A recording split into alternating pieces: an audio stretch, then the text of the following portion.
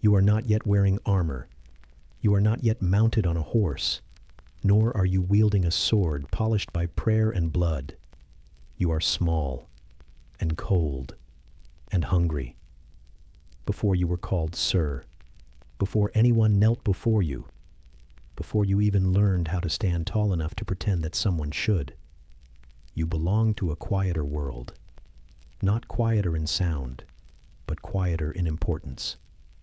The kind of quiet that clings to the edges of barns and kitchens and low doorways with cracked lintels. You were born in the margins of stone and straw. The floor beneath you is not tiled or strewn with rushes. It is packed earth, dented and worn with the weight of years. It does not give when you kneel upon it. It accepts, and it holds the damp like a memory. You feel it now, not just beneath your knees, but inside them, inside the bone, as though the ground has always wanted to reclaim you.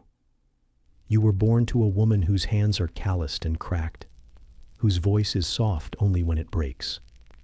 Her days begin in smoke and end in smoke, with the hours between steeped in the business of keeping everything barely alive. Your father is rarely home. He works in the shadow of another man's wealth, carving out a living with tools older than his teeth. You do not yet know the word night, but you know the ache of longing. It curls inside your chest when you see the cloaks of riders pass your door, when the iron shoes of war horses scatter the mud and filth of the road in patterns too beautiful to explain. You do not understand status, but you understand stillness, your stillness, and how it feels like a life waiting to be borrowed by someone braver. The first time you see a sword, it is not in battle. It is not even drawn. It hangs on the hip of a man who smells like distance. You remember more about the way he held his gloves than the weapon itself, how his fingers, unscarred and slow, folded soft leather with the kind of attention your mother gives to bread dough. You wonder what it must be like to have time for small, useless gestures, to not need every motion to serve the body's survival. You learn how to sweep ash before you learn to read. You learn the sting of salt in cracked skin long before you ever hold a wooden practice blade. Every day begins before the sun and ends after it, and you cannot remember the last time you felt truly clean. Your tunic is laced with old sweat, stiff in places that do not bend well. You live inside a smell that no longer belongs to you. No one tells you that becoming a knight begins with carrying someone else's burden. You carry water. You carry tools. You carry shame when you trip and drop both. You carry the knowledge that your hands were not made for grasping anything noble, at least not yet. The training begins not in a field, but in the kitchen. You are told to stand straight while the heat licks at your face and the boiling pot weeps steam into your eyes. You learn not to flinch. You learn not to cry. You learn to stir without complaint and to lift without shaking. You are made into a vessel before you can ever hope to be a weapon. At night, you do not dream of castles. You dream of a bed that does not itch, of a ceiling without spiders, of a quiet so complete it does not let the wind in. You share your sleeping space with two siblings and a cousin whose name you often forget in the dark. There are elbows in your ribs and knees behind your knees, and a cold draft that seems to whisper your failures back to you. Sometimes you hear a barn owl. Sometimes you hear nothing. And that kind of silence is worse. There are no warm baths, no careful tutors, no romantic practice duels by the riverbank. Just splinters, sweat, and soup that tastes mostly like hope stretched too thin. When you do finally get handed a wooden practice sword, it feels like holding permission. Not power, just permission. To believe in something. To imagine a body that might one day be trusted with more than firewood and errands. You are bruised more often than not. But bruises become familiar, like the scent of mold in the morning, or the clatter of buckets in hands stronger than yours. You learn to pretend the pain means something, that it's shaping you, that the dull throb behind your eyes is not just exhaustion, but transformation. You are not taught by lessons. You are taught by correction, by repetition, by the absence of praise.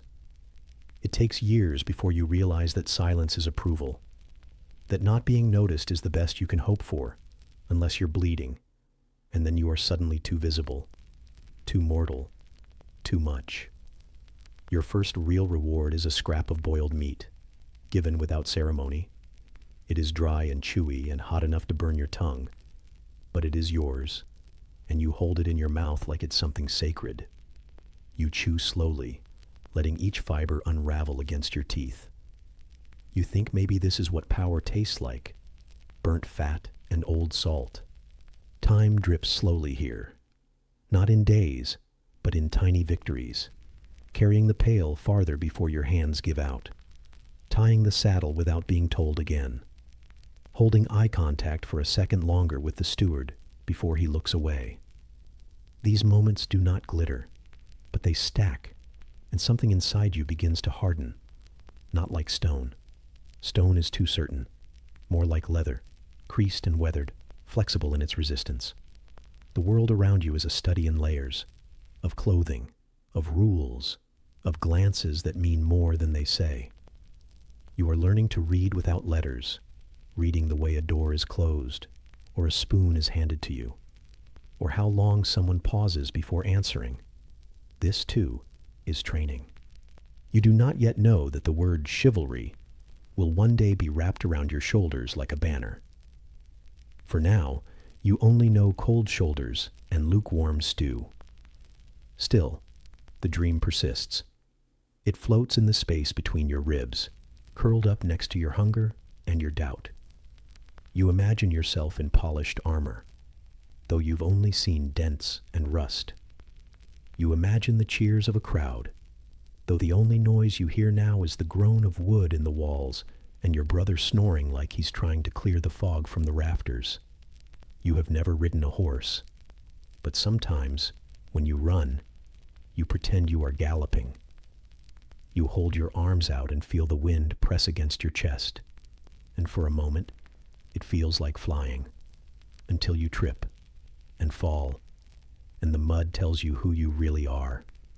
Still, you rise, slowly, always slowly, and you begin again. The days are stitched together with effort and silence. You are not praised for endurance. You are not given medals for surviving. You are expected to serve, and if you do it well enough, long enough, you may one day be told you've done nothing wrong. It is strange how deeply that can feel like hope. You were not born a knight, but perhaps one day someone will call you one, and you will not laugh when they do. For now, you lie in the dark, surrounded by the sounds of other people's sleep. The straw beneath you whispers and creaks. A mouse skitters past your boot. Outside, a wind sighs through the thatch, curling around the chimney like a thought that never made it into words. And somewhere, not far off, a horse shifts in its stall, as if remembering something you've not yet lived. You turn your face toward the cold wall and let the stillness wrap around you like old linen, just clean enough to keep. Tomorrow, perhaps, someone will teach you how to lift a sword properly. But tonight, there is only breath and dust and the slow, quiet ache of wanting to be more than the place you came from. And in that breath, that ache, that quietness deeper than sleep, you wait. You lift the splintery wooden sword as if it were the weight of centuries, and though your hands are small and the wood rough, you carry its promise, the promise of something sharper and colder when you grow into it. This sword is nothing more than bark, shaped against bark, a child's tool meant for pretend, but your fingers press into it with surprising gravity. It feels hollow, yet alive, like a promise that has already begun to bruise.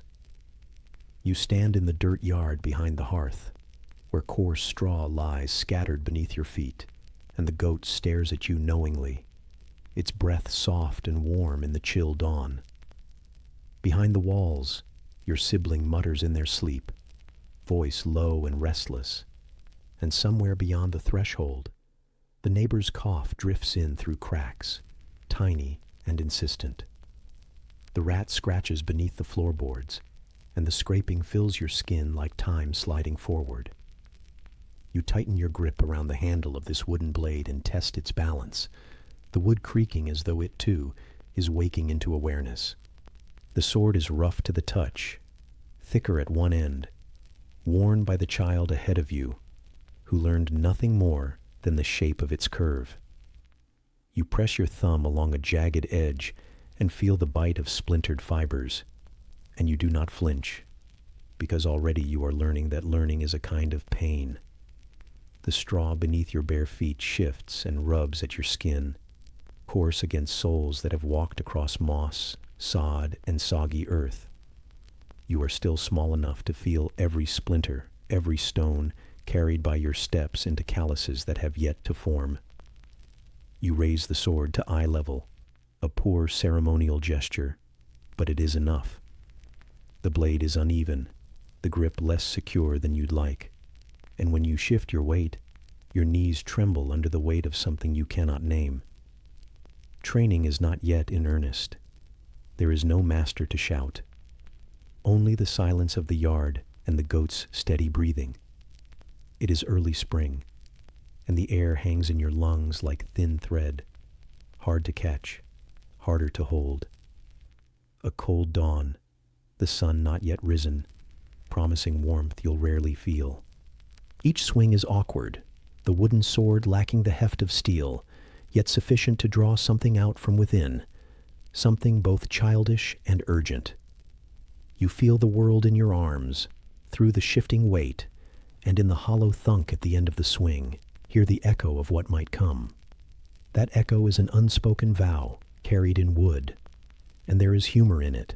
An adult would laugh at your stance, at the way your legs wobble under the burden of razored dreams. But you do not laugh. Not yet. Laughter is a luxury for knights of legend, not for the boys who practice in cold mud with wooden toys. Behind you, the wagon wheel of the courtyard creaks on iron rims, a reminder that time moves even when you stand still. A flicker of wind rattles the bound straw, lifting a swirl of pale dust over your boot. You shift, and nothing changes. The goat's gaze seems to follow your blade, as if critiquing your form with ancient detachment. You imagine it snorting in judgment, but it does not. It only stands steady, like the world you aspire to join. Your limbs ache in ways you recognize as the first sign of becoming. Your shoulders burn from the weight of the wood. Your breathing comes in slow, measured rhythms. The sun has not risen, but you already feel the sheen of sweat on your brow, the cold pressing beneath your tunic, soaked with an inertia that refuses to warm. When your foot slips in the dirt, you stagger, and the wooden blade wobbles before you catch it. Tuck it under your arm, like the fragile thing it is. Your hands remember the shape, rough but forming, and as they tighten around the handle, you feel the promise of purpose, that one day this wood could be steel, cold and sharp, singing against armor in the dark. Yet today, it is splintered fantasy. You press the sword's tip into the earth, forging your name in the soil, even though it sinks deeper into clay than honor ever will. You stand for a moment, sword planted before you, gathering your breath as though collecting grains of sand in a gentle jar. Far off, the church bell tolls once, a distant heartbeat marking time's passage. You do not understand what it means, but it reminds you that the world is larger than this yard, larger than your frame, larger than this wooden lie you clutch. A silence descends again. The rabbit in the hedge holds still. The goat exhales. The rat scratches. You lift the blade again, and again. Each swing is a breath, a quiet invocation of something you cannot name. Each movement presses you against the damp promise of morning. When you open your eyes from within that movement, you find the wood shaving at your feet, fallen from the blade like tiny exhalations of doubt. The sun stretches along the horizon, a pale curve that meets the stones of the courtyard, and you pause. That curve feels like a boundary you might cross someday, but not now. Now you are here, wrapped in the rough wool of your tunic, the brittle hope of a wooden sword, and the presence of all those who watch in silence. The goat, the sibling, the rat. They are not your story, but they are your company. Your hands are blistered, faint circles already red at the wood's pressure points. Those blisters are your first medals, small and tight-skinned, numbering the hours and failures. Every ache is a note in a long, unending refrain, one that begins with wood and ends in metal. But today, it is wood. Today, it is your first sword, held like a dream too fragile to speak. You lift the blade one final time, turning it so the tip points toward the yard's open gate, toward the world beyond this fragile circle of straw and earth. You do not swing. You simply hold it, above your head, breath suspended. The sun crests the wall. Light thaws the chill out of the air, though your blood remains cold as you stand rooted. Then you lower it slowly. Let it come to rest in the dirt. Let the blade sink into the earth. The goat shifts, then exhales again, steady and warm. The rat recedes. The sibling stirs. The coughing neighbor fades into the wall. You stand there, with the sun dancing at your shoulder, the dust settling, the splinter dropped in quiet confession. You have begun, not with steel, not with ceremony, but with wood and aching limbs and the hush of early morning. And though it is not a legend, it is yours. A breeze moves through the yard, lifting straw across your foot, and you step back.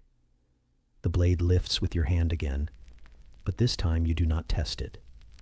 You simply feel the warmth of the sun, the weight of the wood, the promise in the silence.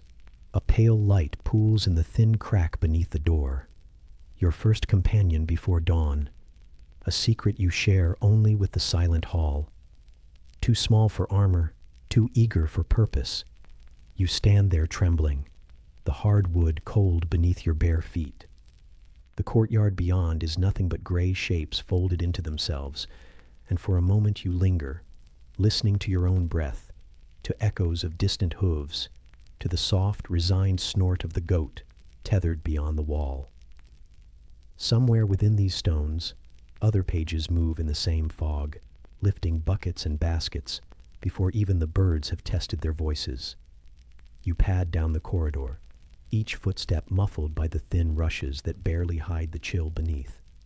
The torches have guttered low, their flicker casting leaning shadows that sag like tired giants along the walls.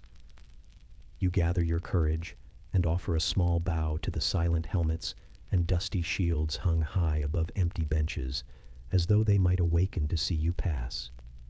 Each object is a promise of becoming, though you are not yet whole enough to receive it. You rest a hand on the cold metal of someone else's shield, its surface rough, etched with a faded crest, and feel your pulse spike in the quiet. Beyond the hall, you find the stable door ajar and step into the chill of dawn. Straw crackles beneath your knees as you kneel beside a sleeping horse, its breath low and rhythmic. You stroke the warm flank with careful fingers, the soft flicker of damp mane brushing your skin. The animal doesn't stir, and in that stillness you recognize a kinship.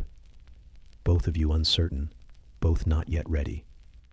You reach for the bridle, swivel the leather strap around its muzzle, and feel its warmth press into your palm as you lift it, smooth, almost tender beneath your touch.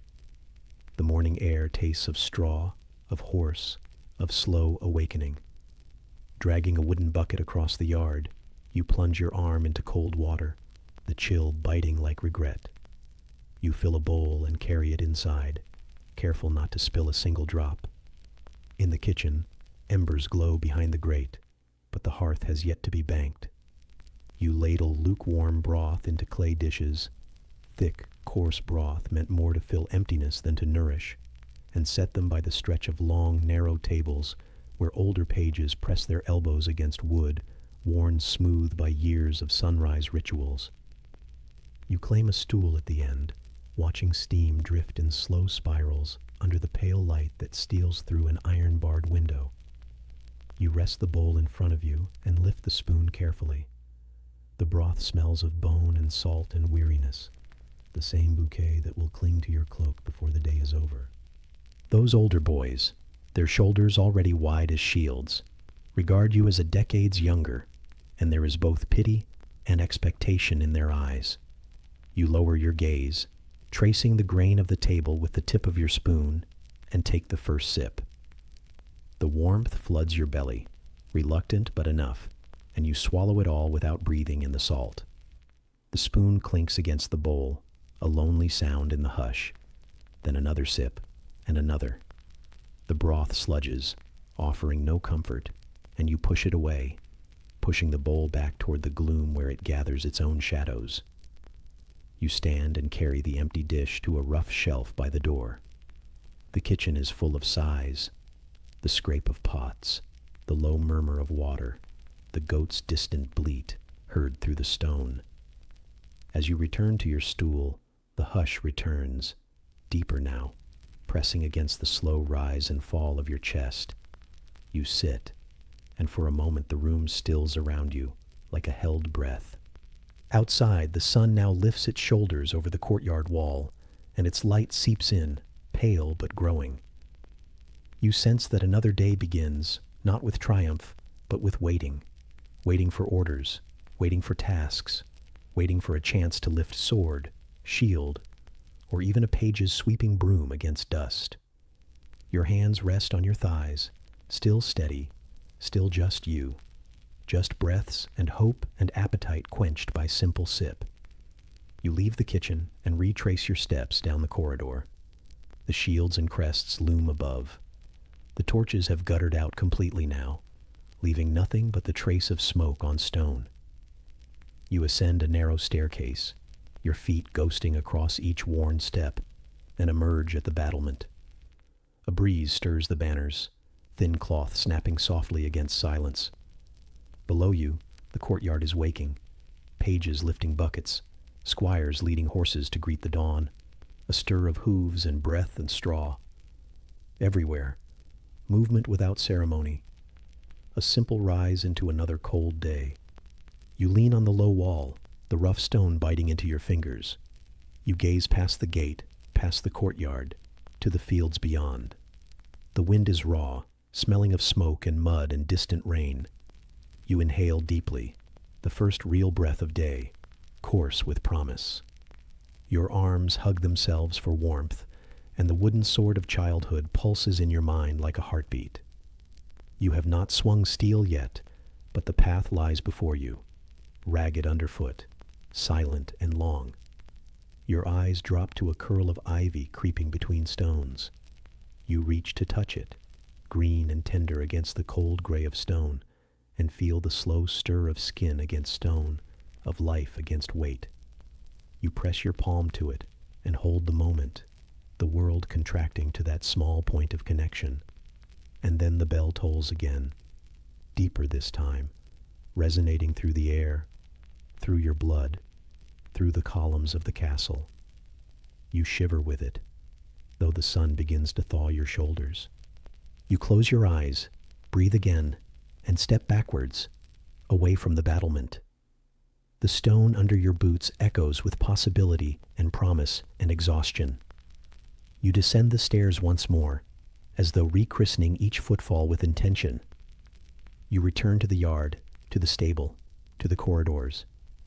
The day has begun, though nothing has changed. Only you, shifting into the shape of something older, something solemn. A sparrow flits across the courtyard, singing a single tentative note. You pause, allow its flutter and sound to settle into your chest. You know the bird will fly away, unrewarded by applause. It will vanish. And that quiet end echoes the shape of the day you're shaping for yourself. Brief, tentative, and carried on a breath that slips away too soon. Your hands rest at your sides. your wooden sword strapped to your side even though you bear no blade today. You feel the weight of your own stillness, the stone beneath your boots, the cold rising along your collarbone. And you learn again that the becoming begins long before any ceremony, long before steel finds flesh, in the quiet hours before sun demands your shape.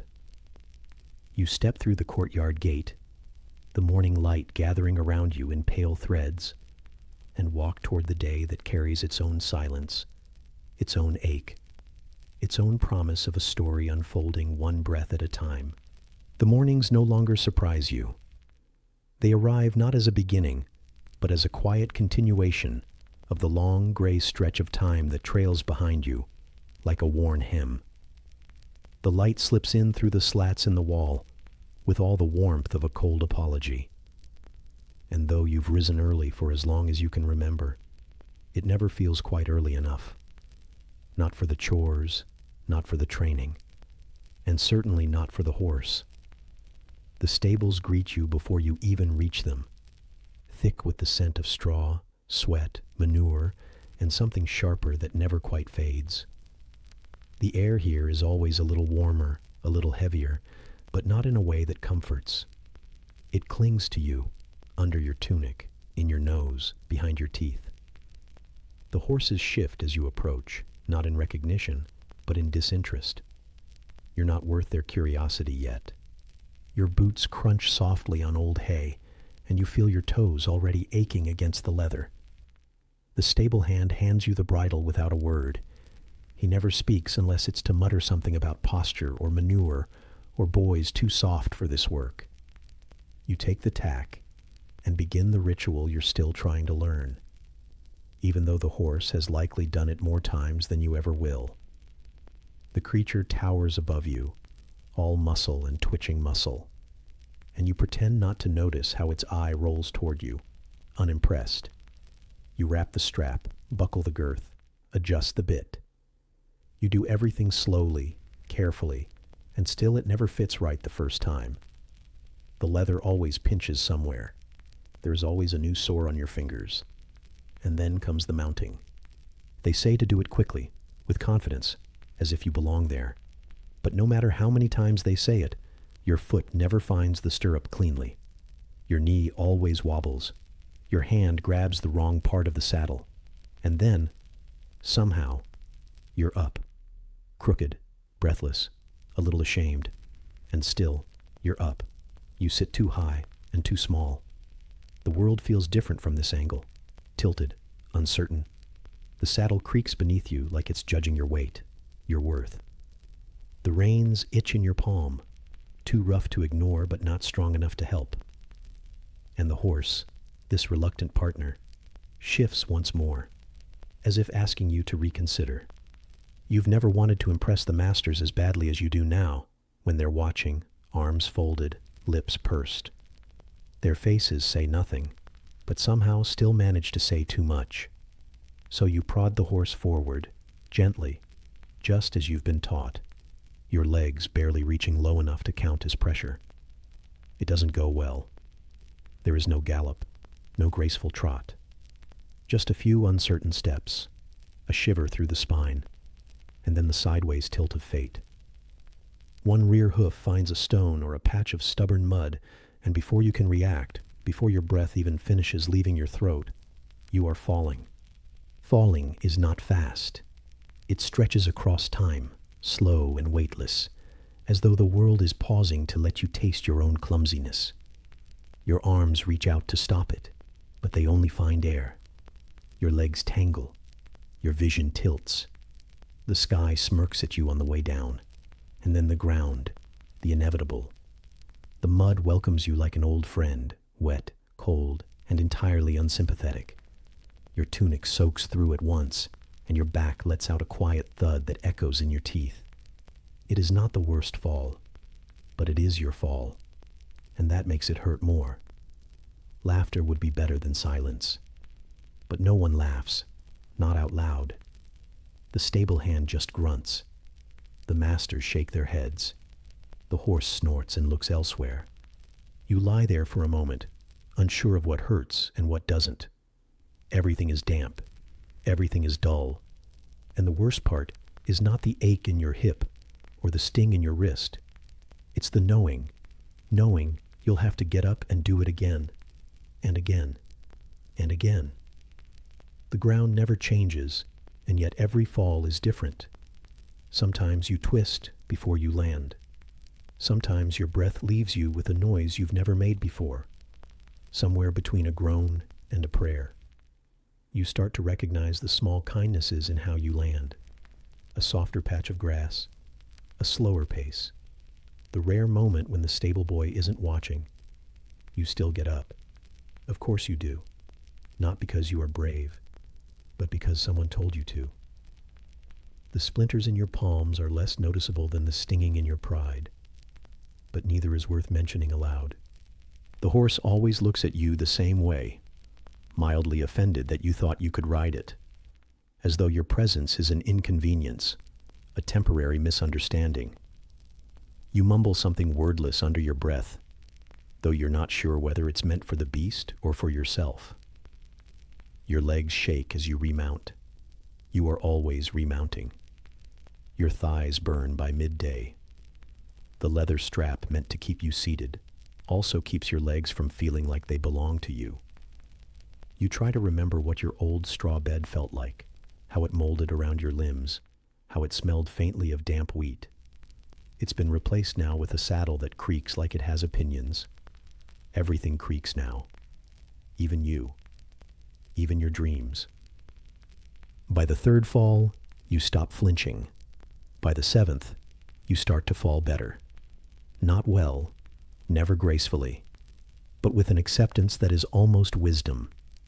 The instructor says nothing when you hit the ground, and even less when you rise. Praise is measured in silence here. Only the goat seems consistently interested in your progress. It stands near the stable fence, chewing as if to say, "Again?" Your armor, when you finally wear it, makes this all worse. Heavier, slower, less forgiving. You learn that the earth does not cushion iron the way it does wool. Your shoulder blooms into a purple that never fully fades. Your hip makes a noise when you sit down, and it follows you into sleep, a creaking echo beneath your ribs. You begin to understand that pain can have a rhythm, and that rhythm will often hum louder than your thoughts. The meals are worse after riding. Your hands tremble too much to hold the spoon properly, and the broth, if it is broth, ends up more on your tunic than in your mouth. You chew on crusts that once seemed indulgent. You gnaw on salted meat and let the salt keep you company. You begin to miss softness, not as a luxury, but as a memory. The softness of a lap you've long outgrown. The softness of a voice that used to tell you stories. Before all stories became about duty and land and horses, you see older boys ride without thinking. They do not grip with desperation. They sway like part of the animal. Their cloaks flutter behind them like they belong to the wind. You envy them, and you fear becoming them. You wonder if they ever truly feel the saddle anymore, or if the numbness has reached all the way to their hearts. The hay in the stable becomes your confessional. You lie there sometimes, not quite asleep, not quite dreaming, and listen to the quiet scurry of mice. The air smells like sour straw and hoof oil. You tuck your arms beneath your head and stare at the dark beams above, tracing lines that don't go anywhere. You think about how many others have lain here, how many have fallen, how many kept getting back on, how many didn't. You hear the night sounds differently now. The hoot of an owl no longer surprises you. The snort of a horse is no longer startling. You start to understand the lullaby of reins being adjusted, saddles being lifted, hooves shifting in dry hay. These are the sounds that rock you to sleep now, rough and real and wrapped in sweat. There's a moment, one evening, when you mount without thinking. Just one step, one lift, one motion, and suddenly you are there, seated and breathing. The instructor nods, barely. It's not a celebration. It's just another fall you haven't taken, yet. But still, You hold on to it, not as a triumph, just as something quiet and yours. You do not dream of winning. You dream of not falling. You dream of the day your legs don't feel like strangers, of the day the horse does not flinch, of the moment you might ride in silence without apology. And somewhere, far in the back of your mind, the sound of the goat chewing reminds you, tomorrow you will do it again. There is no ceremony when the lessons shift. No bell tolls to mark the moment your training moves from falling off horses to falling into ideals. You simply find yourself standing a little longer during speeches, your hands stinging less from rope and more from clapping at things you barely understand. They say words like honor now, more often than they used to, as though the repetition will make the concept seep into your skin like the cold has. You sit in halls where the fire is too far to matter, where older voices speak of justice as though it is not a luxury, as though it grows wild in every man's chest, like a weed needing only soil and time. You nod, as is expected. You fold your fingers neatly. You try not to think of the stable hand you accidentally shoved into the trough yesterday, or how he looked at you like you were already someone he would never become. The code, they call it. Not a code. The code. With the kind of gravity reserved for saints and storms. It is long. It is noble. It sounds like the kind of thing a poet might chant beside a roaring fire, with no mud on his boots. You memorize it anyway. That's the rule. Memorize first, believe later, if you ever do. Chivalry, loyalty, valor, mercy. They sit in your mouth like dry crusts of bread, satisfying the hunger only of those who have never gone without. The first time you are asked to speak the code aloud, your voice cracks midway through mercy. Not from shame, just from the cold. Or perhaps the strain of pretending you know what mercy means to a boy who still dreams of warm milk. They nod at your recital, not because it is moving, but because it is done. You have completed the thing they asked. That is often enough here. The knight who oversees your training does not live by the code, at least, not all of it. His belt hangs heavy with rusted keys, and his breath smells like fermented stubbornness. He yells too often, strikes too quickly. Sometimes he tells you about battles with a gleam in his eyes, but more often he talks about waiting. Waiting for orders, waiting for food, waiting for wounds to stop bleeding, waiting for the next sunrise and hoping it brings less pain. You think the code says nothing about waiting. You learn quickly that honor often means doing the dull thing. Cleaning a blade you didn't dull. Standing watch in the rain so someone else can stay dry. Helping a fellow page with his tunic while he mutters about you behind your back. You do these things not because you want to, but because someone once wrote a poem about a knight who would have. The goats in the yard do not care about your moral growth. They chew on fence posts and blink at you slowly, as if to ask whether you really believe any of it. Sometimes you wish you could answer them. You feel like the code would disapprove of goats. They are too honest, too fond of chaos, too willing to nap in the middle of noble speeches. There's a boy, older, sharper, with a smirk that doesn't need reason. He quotes the code with a sneer, then pushes you when no one is looking. You want to push back. The code says something about courage. It also says something about restraint. You do nothing, and it feels like failure. Later, your hands shake when you try to lace your boots. Not from fear, from the weight of standing still. Nobility, you learn, is often quiet, not like prayer, not like reflection, more like silence that is tolerated. You are praised more for what you endure than what you accomplish. One day, you drop your bread so another can eat. The gesture is noticed. It is not returned. No one thanks you, but your instructor nods once, almost imperceptibly. You are not sure if that was the test or just breakfast. Some days the code is a whisper in the back of your mind, barely present beneath the scrape of wool against your wrists or the stiffness in your knees from too much kneeling. Other days, it is a weight in your chest, a second rib cage made of shoulds and shouldn'ts. You wonder if it will ever feel natural, or if it is meant to feel like armor, rigid, shaped by someone else, and never quite fitting. You overhear things. You always do. Pages are invisible until they're not. The cook's son speaks of lords who break vows like bread, who swore oaths by firelight and then sold men for coin. A stable hand mentions a knight who took a village's grain and left behind only promises. You are not supposed to listen, but the stories nest in you like winter rats, quiet, persistent, sharp in the dark. Still, you practice. Not just swordplay, but patience, endurance, the art of smiling without joy. When the night barks, you nod. When the cold bites, you breathe through your teeth. When your stomach growls loud enough for others to notice, you pretend you didn't hear it. This, too, feels like chivalry. They teach you to hold your tongue, to bow more deeply to those with softer hands, to accept blame when the error is shared. You are told this is humility. You try to believe it. But it's hard to sort nobility from convenience when the rules seem to benefit only those who write them. Even so, you follow them. Not because you're noble, but because you're tired. One morning, in the courtyard, a dog limps past you with something in its mouth. A rat, half dead. It drops it at a guard's feet and waits. The guard offers a scrap of meat and a rough pat. The dog limps away again, tail wagging. You watch them both, and for a long moment, you envy the clarity of that exchange. No pretense, no vows, just survival and reward.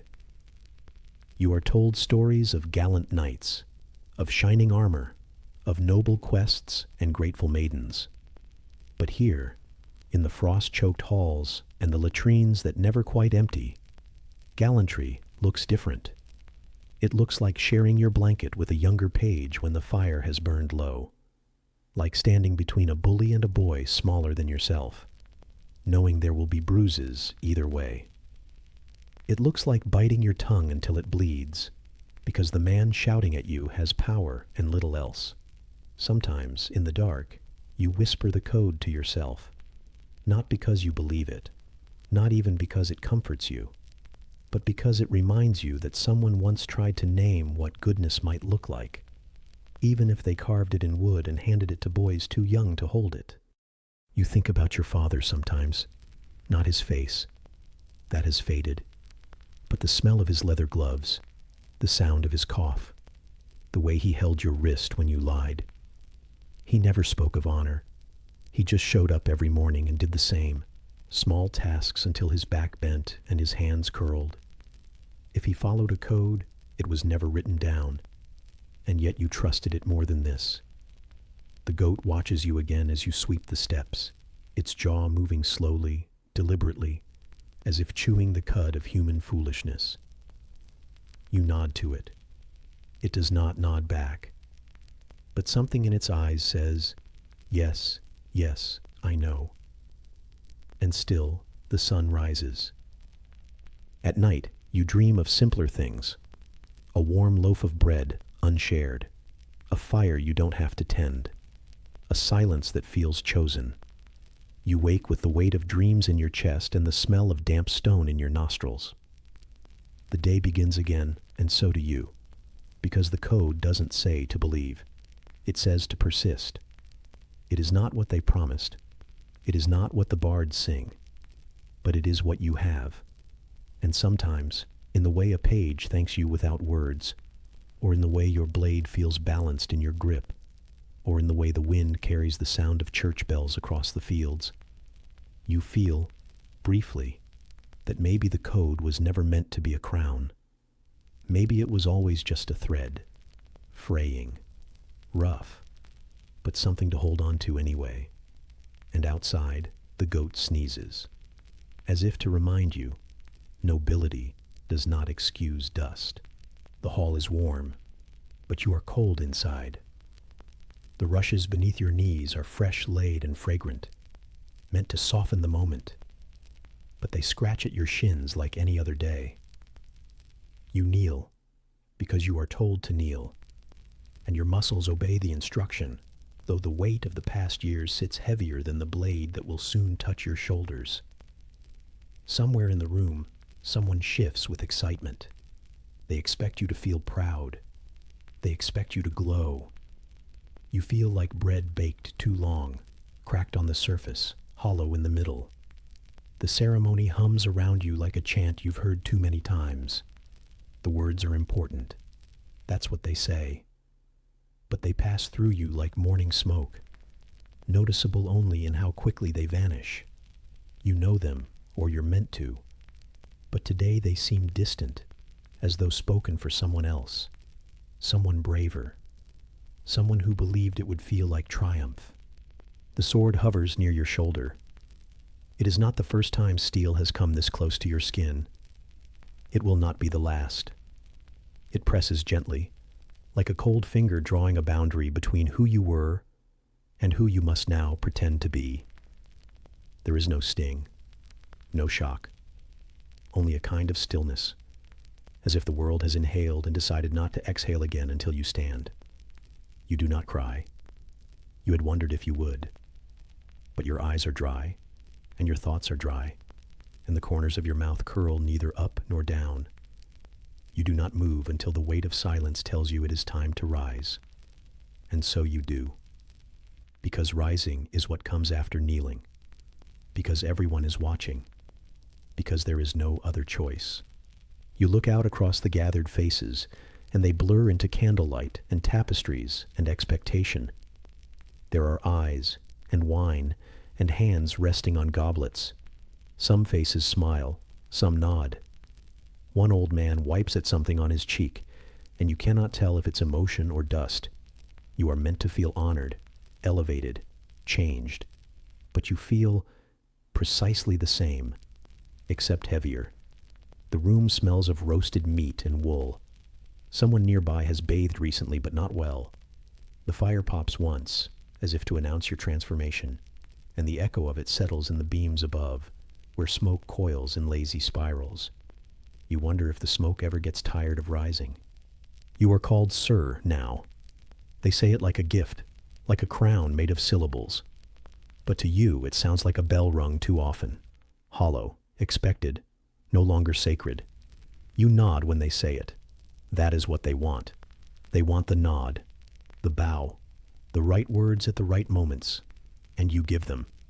Because that too is part of it. Being knighted does not feel like riding into legend. It feels like standing in boots that are too tight, smiling with lips that have forgotten how. You still carry the same bruises. You still have the same hunger. You still worry about whether your horse respects you or just tolerates your weight. You still remember falling from the saddle last week in front of the stable hand who never speaks but always notices. You still think of the cold spoon at breakfast and the way your toes curled against the chill of the floor. Knighthood is not a balm. It does not erase. It simply adds a layer, like another tunic beneath your mail, or another silence between you and the ones you used to speak freely with. You are not lifted. You are layered. And the sword is still just a sword, even if it's touched you like a blessing. Even if everyone says it made you into something new, you stand in the echo of celebration, and yet nothing inside you makes noise. People speak, toast, tell stories about moments you don't remember being part of. They laugh around you. They touch your shoulder too familiarly now. Their cheer settles on you like flower petals on iron. Pretty maybe, but without weight. You nod again, and again. Your neck is beginning to ache from the nodding. There is food, or something trying to be. Platters pass, meat glistening in the dim gold of torchlight, but you can't seem to lift your hand to reach for any of it. Your hunger has drifted somewhere else, to a quiet room in your chest where no one else is allowed. You are not full. You are not satisfied. You are simply not eating. Your hands, though washed, still carry the memory of horse sweat and steel polish. They sit folded in your lap, like they're waiting for instruction. You try to uncurl your fingers, They've been clenched for years, it seems, gripping reins, lifting buckets, holding wooden swords, then real ones. There are blisters deep beneath your skin, old ones, forgotten, but still faintly sore. You wonder if becoming a knight should have made those vanish. No one mentioned whether it would. A child stares at you from across the room, eyes wide, mouth slightly open, in that expression reserved for saints, or stories, or the promise of what you're supposed to become. You hold their gaze just for a moment, and feel something like guilt settle low in your stomach. You are not what they think you are. You are not the tale their mother tells when the wind howls and the shutters creak. You are tired and unsure, and not as tall as they imagined. The wine is poured. It catches the light like old blood. You drink because it is expected. It tastes of sour berries and swallowed pride. It warms your throat, then cools your core, then does nothing at all. You wish it could fog the edges of the day, but it only draws them sharper. There is a toast, eventually, to you. A voice rises above the rest, calling you noble, brave, loyal. The words float around the rafters like birds with nowhere to land. You pretend to be flattered. You even raise your cup. You've practiced that motion. It's part of the pageantry. But the cup feels heavier now. Or perhaps your arm is just tired from all the lifting you've done lately. Of burdens, of standards, of expectations that were always too large for your shoulders. Later, when the fire burns lower and the laughter has softened into murmurs and sighs, you slip out. Not rudely, just quietly. Nights are allowed to be solemn. It's one of the few indulgences no one questions. The hallway is cold. Your boots echo. You pass a servant brushing rushes from the stones, and they do not look up. You feel a strange kinship in that. The invisibility of labor. The rhythm of doing what must be done without applause. You nod to them, and they nod back. And for the first time all day, it feels honest. You make your way toward the small chamber they've given you. It smells of dust and wool and fire gone out. The bed is narrow. The blanket is scratchy. You sit on its edge and remove one piece of clothing at a time, each layer coming off like bark from a tree no longer trying to stand tall. You place the tabard carefully across the stool. The fabric still bears the scent of the ceremony. Wax, smoke, hands that adjusted it until it lay just right. Now it droops. Without your body inside, it has no form. Just cloth, just color, just a symbol looking for someone to fill it. You lie down slowly, joints creaking, the mattress uneven beneath you. The straw shifts as you settle. A rat moves beneath the floor. The walls whisper with wind. Somewhere down the corridor, a cough rattles and then disappears into stone. You stare up at the beams overhead. They are old, split in places, dark with soot and time. You wonder how many other newly minted nights have lain beneath them, asking the same quiet questions, wondering if this was the moment they were meant to feel like more. You do not feel like more. You feel like someone who has learned how to perform stillness. You feel like someone who stood very straight in a room full of wine and applause and is now curled like a question mark in the dark. You feel like the echo of a story being told too often by people who never had to live it. The blanket is thin, but you pull it over your shoulder anyway. And when you finally close your eyes, the last thing you hear is not the trumpet of glory, nor the chant of honor. It is the sigh of your own breath, slow and unsure, disappearing quietly into the straw. You remember the quiet before it, the softness of wool, and the way linen breathes when the morning is still. You remember the gentle resistance of worn leather beneath your palm, how the air, damp and expectant, moves like sleep yet to lift. But those memories have weight now, because the metal is waiting. The armor sits in pieces, scattered like heavy thoughts. A gauntlet, cold as regret. A cuirass, rigid as expectation. Each piece is a promise made by someone braver than you feel. It does not invite you. It looms. Your squire, a boy who is already too quiet for his age, begins the ritual without words. The padding goes on first. Quilted linen, thick at the shoulders, laced tight along the arms. It is soft in theory, but it chafes where sweat will pool, and it grips your skin like an impatient hand. Beneath it, your shirt clings damp from yesterday's labor. You did not sleep well. You rarely do. There is a rhythm to the layering, but it is not a kind one. Each addition subtracts a little more air. The mail goes on next, slithering down your body like a memory you'd rather not carry. The links whisper against one another, a sound like rust thinking. You feel it bite at your collarbone, settle into your hips, drag at your knees. You try not to think about what it weighs, because numbers make things heavier. The breastplate is last. It does not bend, and so you must. You hunch forward, as if in prayer, while the boy fastens the straps with fingers too small for this burden. He looks up once, not at your face, but at the space where your breath used to be. You straighten slowly, or try to. The armor disagrees. It reminds you of your place, with a pinch behind the knee, a pull across the chest, a pressure that settles in your lungs and refuses to leave. You breathe like someone remembering how. It is not the discomfort that surprises you, though it should. It is how familiar it has become. This is your second skin now. You know which part will bruise your hip before nightfall. You know which strap will loosen no matter how tightly it's bound.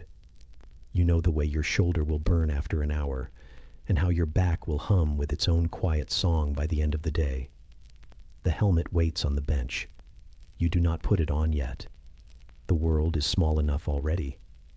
Outside, the courtyard is thick with morning, damp straw underfoot, the smell of horses and smoke, old bread and expectation. Others are suiting up.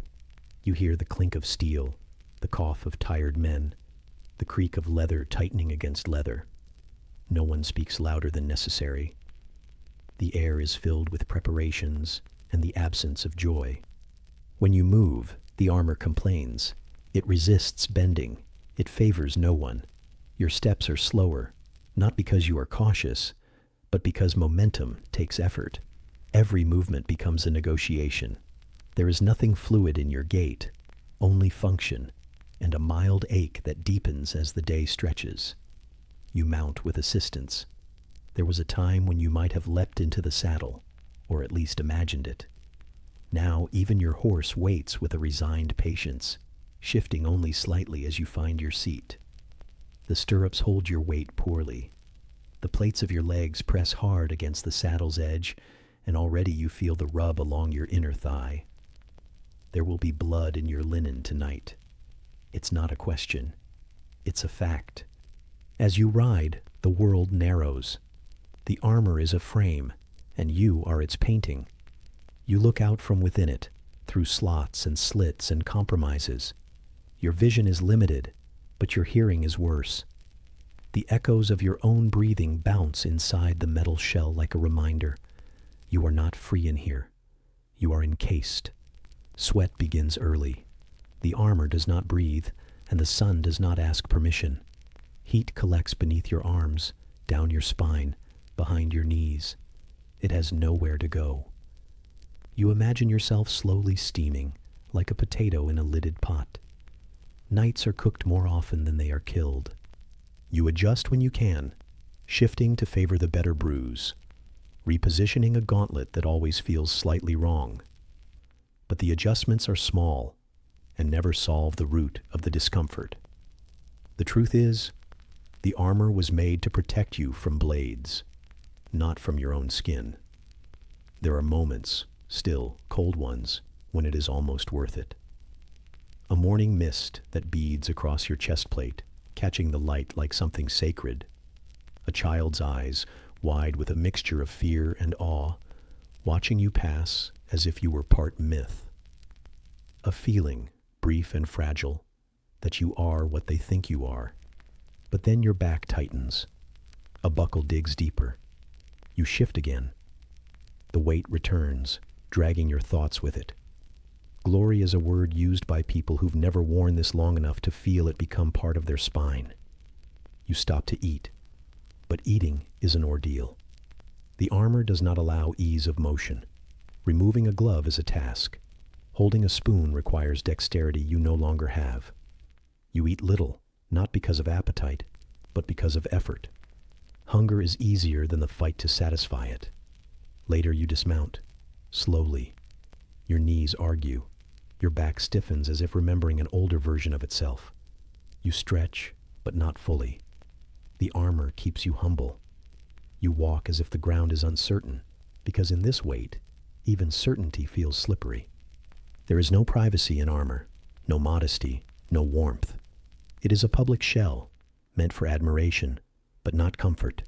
And even admiration fades, replaced by expectation.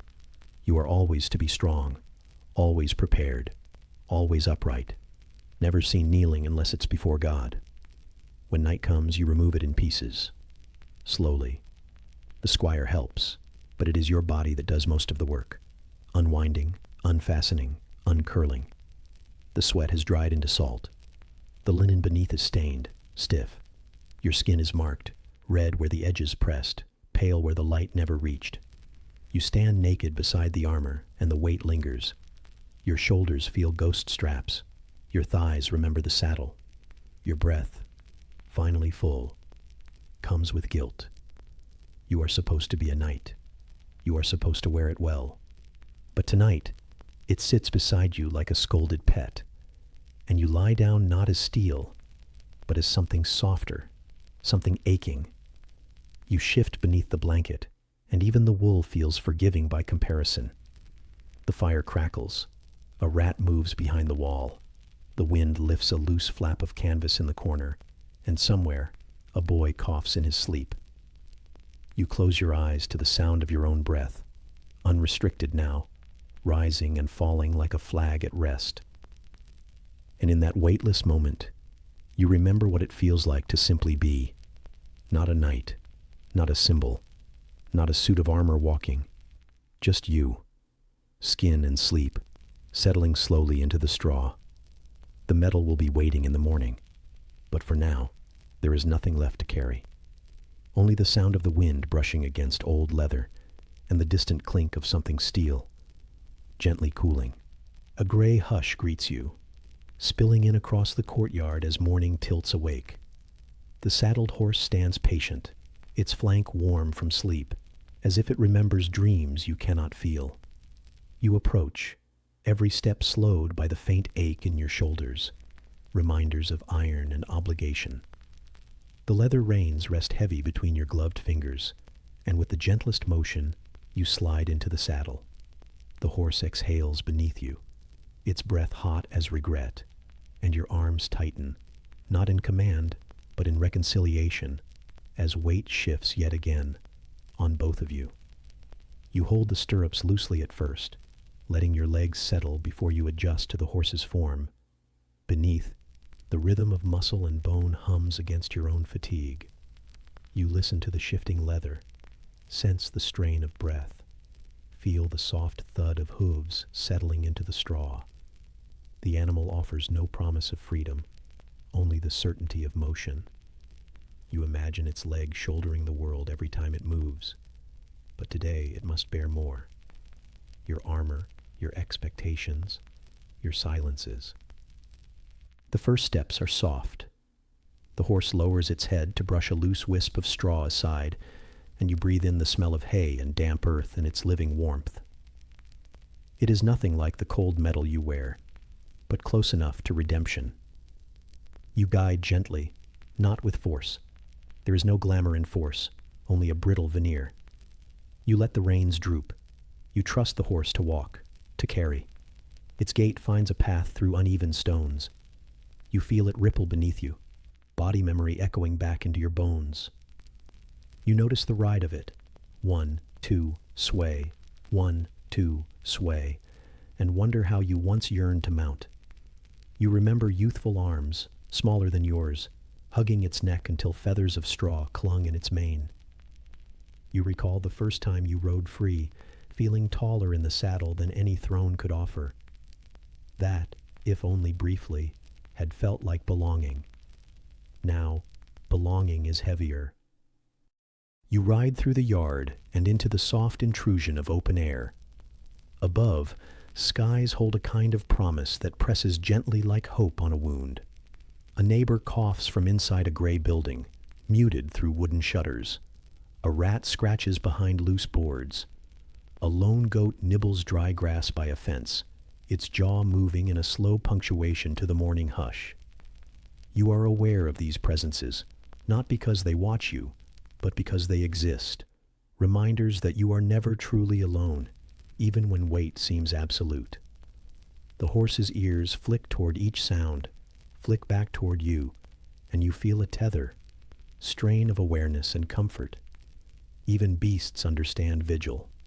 Their muscles shift under the fabric of its hide. Each movement sends ripples through your thighs, up into your arms. Riding becomes intimacy. You feel both connected and divided. The animal seems to know parts of you you try to forget. Soon you move beyond the courtyard, beyond the thin walls of the castle, past the wattle cottages, where earth rises and lowers in gentle slopes. The horse treads softly on soft ground, each hoof leaving work in its wake. Tiny impressions you may never see again, but whose memory lingers underfoot. You lean forward slightly, breathing in the scent of wild grasses and damp moss, as if you might carry that freshness into your next grim undertaking. A distant church bell tolls, its sound drifting slow and low, rolling across fields like a borrowed promise. The horse halts, not because you asked, but because it hears the weight of the sound. Moments pass. The world holds its breath beside you. You study the animal's profile. Eyes half closed, nostrils quivering, eyelashes fine as spun silk. How strange that you've been given strength and steel to do what it cannot, and yet your greatest comfort comes from its gentle sway. You press your heels, and the horse moves again. It shares its warmth through the leather of your saddle, its pulse rhythmic beneath you like a quiet lullaby. You lower your hand to its withers, just so, as if saying, "I see you." The horse answers with a soft hiccup of breath. The path veers into a wooded border. Shafts of sunlight filter between boughs, catching dust motes in slow dance. Your arms remember the bit of the reins. Inside the armor, breath catches. You lean back, noticing how the metal confines yet anchors you. The horse seems to know this too. Each step is measured, precise, mindful of everything you cannot. You imagine the horse's burden, your weight doubled by steel, your hands rigid with duty, your thoughts heavy with rules you are only just learning to forgive. The animal carries all of it without complaint. You wonder what it would say if it could talk. Slow down, perhaps. Let me breathe. Maybe you would listen then. Midway down the lane, the horse stumbles once. You brace instinctively, your breath sharp. But it rights itself, the movement measured, unhurried. Again, you notice the softness of its flanks, the strength in its limbs that hold you up day after day. Your legs ache, but not like theirs must, and shame tugs at your spine. You press your heels again, small correction, a private apology. You hum softly, in rhythm with its walk, an unconscious comfort both of you share. The horse hums back, not with sound, but with movement. You close your eyes halfway, the world swaying around your lids, gray-brown trunks, moss-soft ground, shifting dapple patterns. Your whole body is tuned to horse, the tilt, the step, the warmth, until you can't tell where you end and it begins. There's a stream ahead, delicate in flow, its surface broken by pebbles smooth as time. The horse halts, sniffing. You dismount carefully, armor clinking with muffled protest. You lead the horse down to the water's edge. The coolness touches your boots first, shock like clarity at the end of an unrelenting dream. You kneel beside it, water sliding over your finger, bracing, real. The horse drinks, nostrils flared, then lowers its head again. You sip too, careful, tasting earth and stone and faint, bright life. You close your eyes to the sensation. You stand again, reluctant to move. The world has paused for a moment of understanding, man and beast, breathing together at an ancient exchange. You feel lighter, not weightless, but unburdened enough to think, enough to feel. When you mount again, the saddle feels less cold, the leather warmed from your joint presence.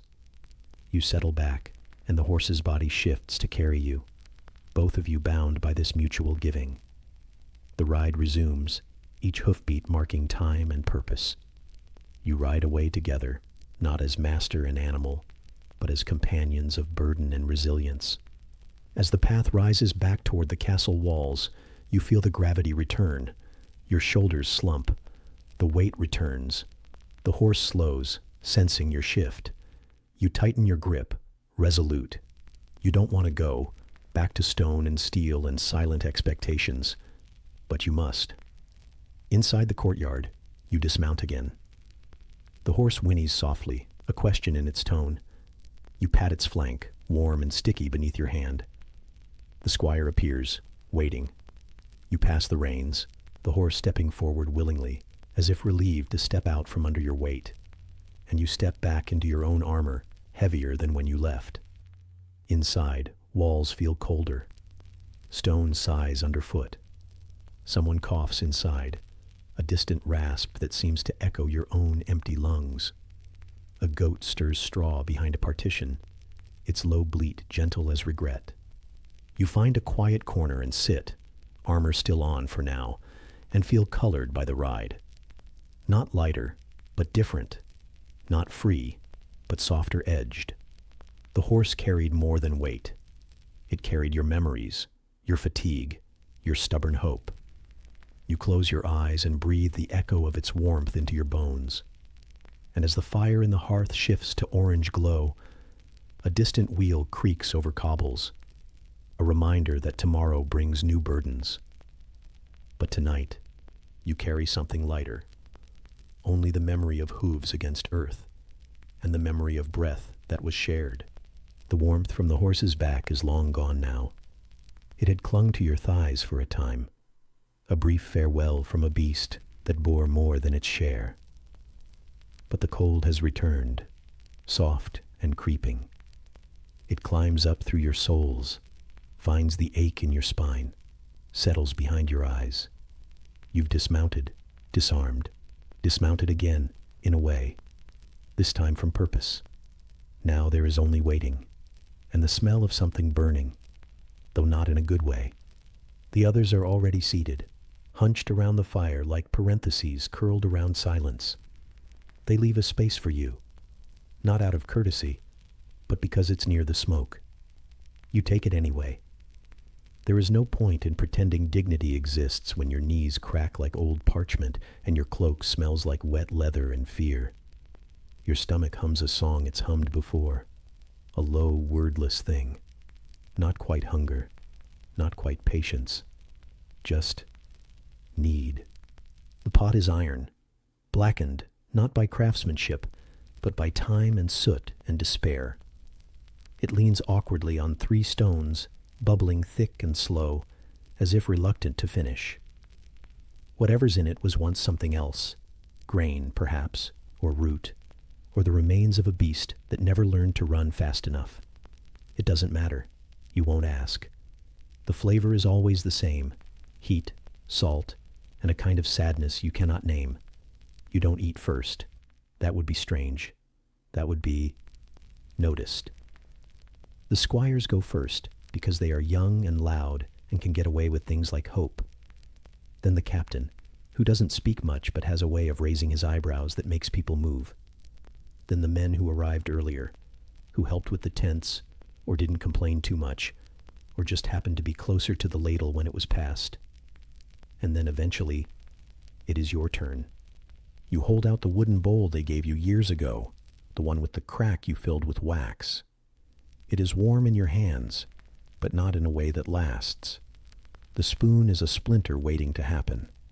The stew, if it can be called that, clings to the sides like it's afraid to leave. You don't blame it. You dip the spoon and raise it and swallow before you think. Better not to think. Thought invites comparison, and comparison only leads to longing. And longing is a cruel indulgence when the air smells like smoke and sweat, and the inside of your helmet still tastes like iron. The fire snaps once, a sharp sound, and someone curses softly. You feel the warmth on your boots, uneven and teasing. It never reaches your face, not really. The wind sees to that. It dances through the gaps in the canvas, finds your neck, reminds you that comfort is a thing for other people. Nobles, clerics, dead men. The man beside you slurps loudly. He has a beard that collects soup like a second bowl. You don't look at him. You know what you'd see.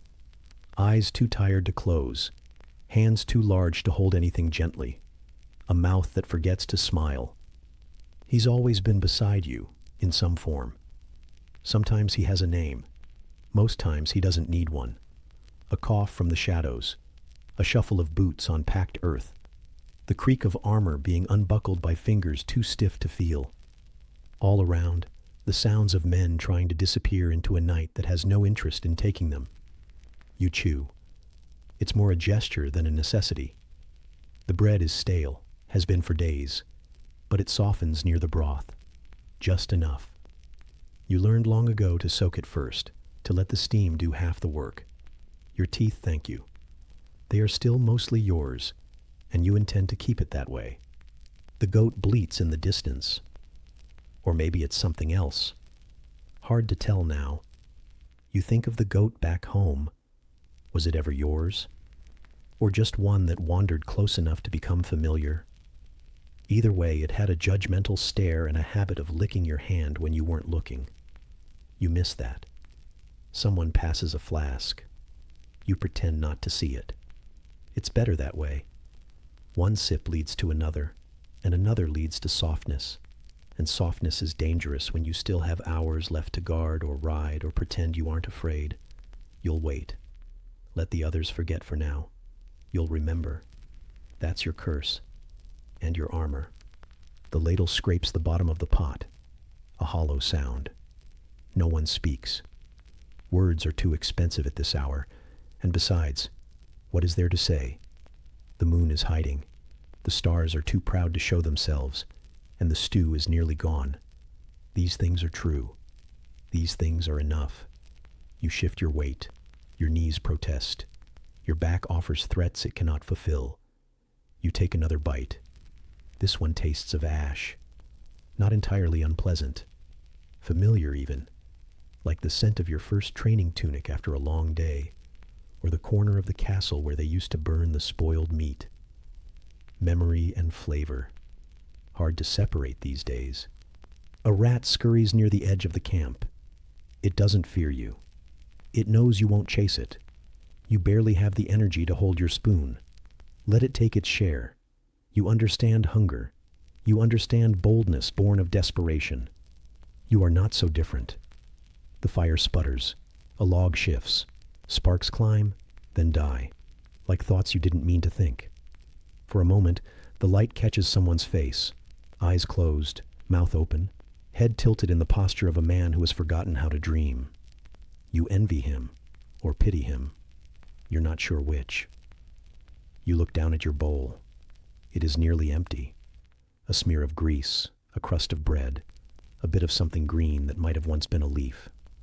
You tip it to your lips, drink the last mouthful, let it sit in your mouth a moment longer than necessary. Not for pleasure, for pause. Because once it's gone, and you are alone again, with the sound of chewing faded, and the silence pressing close like a second cloak. Your hands rest in your lap. The bowl is warm. You close your eyes, just for a moment. Around you, the camp breathes. The men shift and settle. The wind changes direction. A distant owl complains. Somewhere, a page stirs in his sleep and turns over, unaware that in a few short years, he will be where you are now, hollowed out, full of noise, and eating last. You do not miss luxury, you miss flavor. Not just of food, but of life, of things that made your mouth do more than chew, of spices and seasons and days when you could name what you tasted without guessing. The stars come out slowly, reluctantly, as if they know this place is not for them. The night deepens, the fire weakens, someone snores, someone hums. You sit and you breathe and you listen. The bowl slips from your fingers and lands in your lap. You catch it, just barely. Reflexes still working. Good. That's good. You set it aside and lean forward, elbows on knees, spine curved like a bow no longer drawn. You are tired. Not the kind of tired that sleep can cure. The other kind. The kind that wears your name thinner with each passing year. But for now, you are full. Not satisfied, but full. There is a difference. And so you sit while the ashes cool and the night presses down, and your breath fogs softly in the air. You sit and you let the warmth of the stew settle into the hollow places, knowing it will fade too soon. But for a moment, just a moment, it lingers. A warmth behind your ribs, a softness in your jaw, the quiet creak of leather beside you, and then only the sound of the spoon slipping gently to the earth. The cold clings longer inside stone. It lingers in the walls, seeps into the cracks between flagstones, settles beneath the rushes as if they were laid not to soften the floor, but to trap the chill, so it could rise again when no one was watching. The heat from the hearth is a performance, not a promise, a shallow halo that dances in one room and dies in the next. You can see it from the corner of your eye, flickering bravely and giving up slowly, like a knight too weary to stand. You have moved from stable to hall, from apprentice to knight, and still, the cold follows. It is quieter here than you expected. Echoes do not speak as often as you thought they would. They hide in thick banners and under uneven ceilings, and when they do come, they arrive softly, like a memory recited in a bare chapel. The great hall is not great for warmth. Stone piled upon stone does not invite comfort. The walls sweat when it rains, weep when it freezes, and in the mornings, before the sun slips in through narrow windows and paints what little gold it can, it feels like the castle has never truly woken since it was built. You sit at the bench near the wall, where warmth is furthest and time feels slowest. You press your hands between your thighs to keep the blood from forgetting where it belongs. There is a fire, yes, but you do not sit beside it. That space is for others. You are a knight, but not one whose name matters. The warmth you earn is rationed like bread, thin, gray-edged, and often crumbling before it reaches you. When you sleep, you do not dream of hearths. You dream of furs that do not itch, of blankets that are not damp, of a single night when the air does not bite your skin through the weave of your tunic. You fold your cloak beneath your head not because it is soft. It isn't. But because the straw smells like mildew, and you've long since given up fighting battles you cannot win. Your fingers never truly bend all the way anymore, not in the mornings. They stay half-curled, stiff with the memory of the sword you carried yesterday, or the shield you slept against to keep the draft from your chest. Even the dogs do not bark with full throats here. Their howls are half-hearted, their growls dulled by cold noses and colder floors. There is a chapel within these walls, though you rarely enter. Faith is a quiet thing here, not gone, just muffled. The stone absorbs the prayers before they rise, swallows the incense smoke before it can soften the air. You kneel sometimes, but not because of piety. You kneel because you are tired, and kneeling is just another kind of rest that doesn't require permission. The windows are arrow slits, reminders that this place is not meant for comfort, only for defense. They let in light as if it were guilty, thin and strained, always arriving too late and never with enough warmth to matter.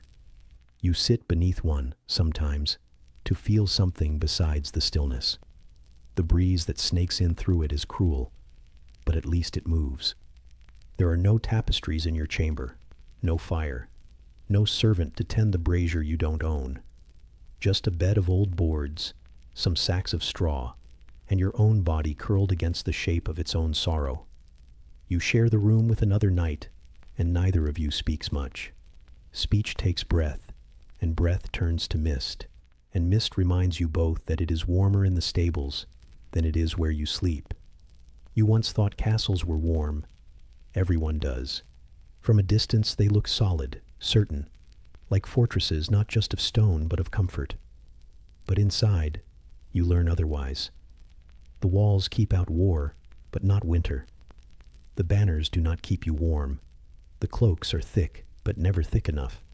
The boots are always damp, and the chill is not a visitor. It is a resident. It knows every corridor better than you do. It was here before you came. It will be here when you are gone. You light a candle, and the flame flutters as if unsure it should stay. You keep it close, not for light, but for company. It does not talk, but it listens. Its warmth is brief and imperfect, but it is honest. You place your hand near it, careful not to shadow it too much, and you watch the wax pool like a softened stone. Some nights, you press your ear to the wall, not to listen, there is nothing to hear, but because the stone feels like a boundary, a place where the cold becomes sharper and therefore real. And real things, you've learned, are easier to endure than imagined ones. You do not flinch anymore when your breath becomes fog. You do not curse when your water skin turns to ice. You simply notice it and go on. You wear your mail even indoors now, not because of threat, but because removing it is work and it gives you weight. The heaviness keeps you here. It is your warmth now, not pleasant, but familiar. You eat beside the fireless hearth. You stand near the shuttered window. You sleep where the straw squeaks and the wind plays games with your dreams. And when morning comes, slow, gray, reluctant, you rise like a statue thawing in pieces. Your joints remember how to ache before they remember how to move. Your eyes do not blink right away. You sit in the cold and wait for the light to notice you. It does not rush. Above you, the banners do not sway. Below you, the rats do not scurry. Even the dust sleeps in a quiet corner, curled into the cracks between the stones. The castle is not warm, but you are used to that now. And still, from somewhere near the stairwell, a single drop of melted frost hits the floor. A soft plink that vanishes almost before it's heard. A gentle, hollow note that seems to say, "The stone endures, and so do you." Even when it is not warm, the cold still clings to your shoulders from the last hall you passed through. You haven't warmed since, not really. Not even after brushing past the fire's edge, where the smoke held more memory than heat. But there's something else pressing against your skin now, heavier than wool, tighter than damp linen. A weight you carry without thinking, because it's been draped across your back so many times. It feels more like a presence than a garment. Your surcoat. The fabric is stiff in some places, fraying in others, stained where it should gleam, faded where it once shouted. But the colors still matter, even if the world no longer looks closely. The red has dulled to the shade of tired rust. The white, not white at all. But together, they still whisper a name that was never fully yours. You wear the emblem like a second skin, one chosen for you before your fingers could hold a sword. A boar rampant, or a lion's head, or a cross bowed with age. It depends who you ask, and which lineage you wish to borrow. The beast stitched to your chest once meant something loud. Now it is quiet, not gone, just tired, like most things in this place. You remember the day it was first handed to you, or you remember the cold of it, still damp from the needlewoman's hands. You remember the stiffness in your neck as it was pulled over your head, how the thread scraped your chin, how the weight settled unevenly, how the hall seemed to go still as the colors wrapped themselves around your body like a banner being lowered for the night. You do not choose what you wear. The colors choose you. The sigil tells stories before your mouth has formed a word. It speaks in angles and beasts and ancient boasts. It speaks to those who know how to read a tunic the way others read scripture. The language of lines and claws and crowned serpents, of honor sewn into hems, of shame stitched beneath. You stand before a mirror of polished iron, not for vanity. Knights do not have time for that, but to ensure the emblem is visible, centered, recognizable. It must not sag. It must not tilt. It must say what it is meant to say, even if you today do not feel like what it claims. Some mornings, you carry the tabard like a burden, other times, like a shield, but always, it is a statement. Even when the thread unravels, the meaning does not. Even when the people forget your name, they will remember the color, the shape, the thing you wore like truth. The castle holds banners the size of bed sheets, drooping from rafters that leak when the storm leans in too close. They hang like exhausted declarations, their meanings mostly ceremonial now, except to the old steward, who still mutters their translations under his breath, like prayers in a foreign tongue. You pass him sometimes, as he stands beneath the banner with the cracked yellow sun, the one no one remembers claiming. He tuts at it, straightens it, whispers to it like a father to a sleeping child who no longer recognizes him. When you ride, the surcoat flaps like a flag, stained by travel and clinging dust. It gathers stories the same way your boots gather mud. People read it from a distance. They decide who you are before you arrive. They decide what you believe before you open your mouth. You could be a messenger or a butcher, a savior or a curse. The colors tell them what you cannot unsay. You no longer feel the itch of it at the collar. That, at least, has faded.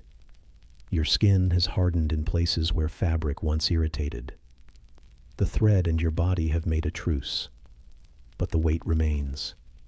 You feel it in your back when you stand too long, in your chest when you kneel, in your dreams when the crest burns too brightly to be ignored. Others wear theirs with pride, some with fear, a few with something like sorrow. You've seen a knight remove his surcoat before a duel, as though stripping away his language before speaking with steel. You've seen another bury his beneath a hearthstone, folded neatly as a lie. You've known one who never removed it at all, not even in sleep, as if undressing meant losing what little name he had left. You have mended yours more times than you can count. Patches beneath the arms, stitching along the hem, a new panel sewn where an old wound tore straight through the lion's face. You do not embroider. You do not decorate. You reinforce, quietly, without remark. Sometimes, when the day is done and your armor leans like a sleeping beast against the wall, you hold the surcoat in your lap. You smooth it with your palm. You do not know why. It does not answer, but it feels like something that should be calmed.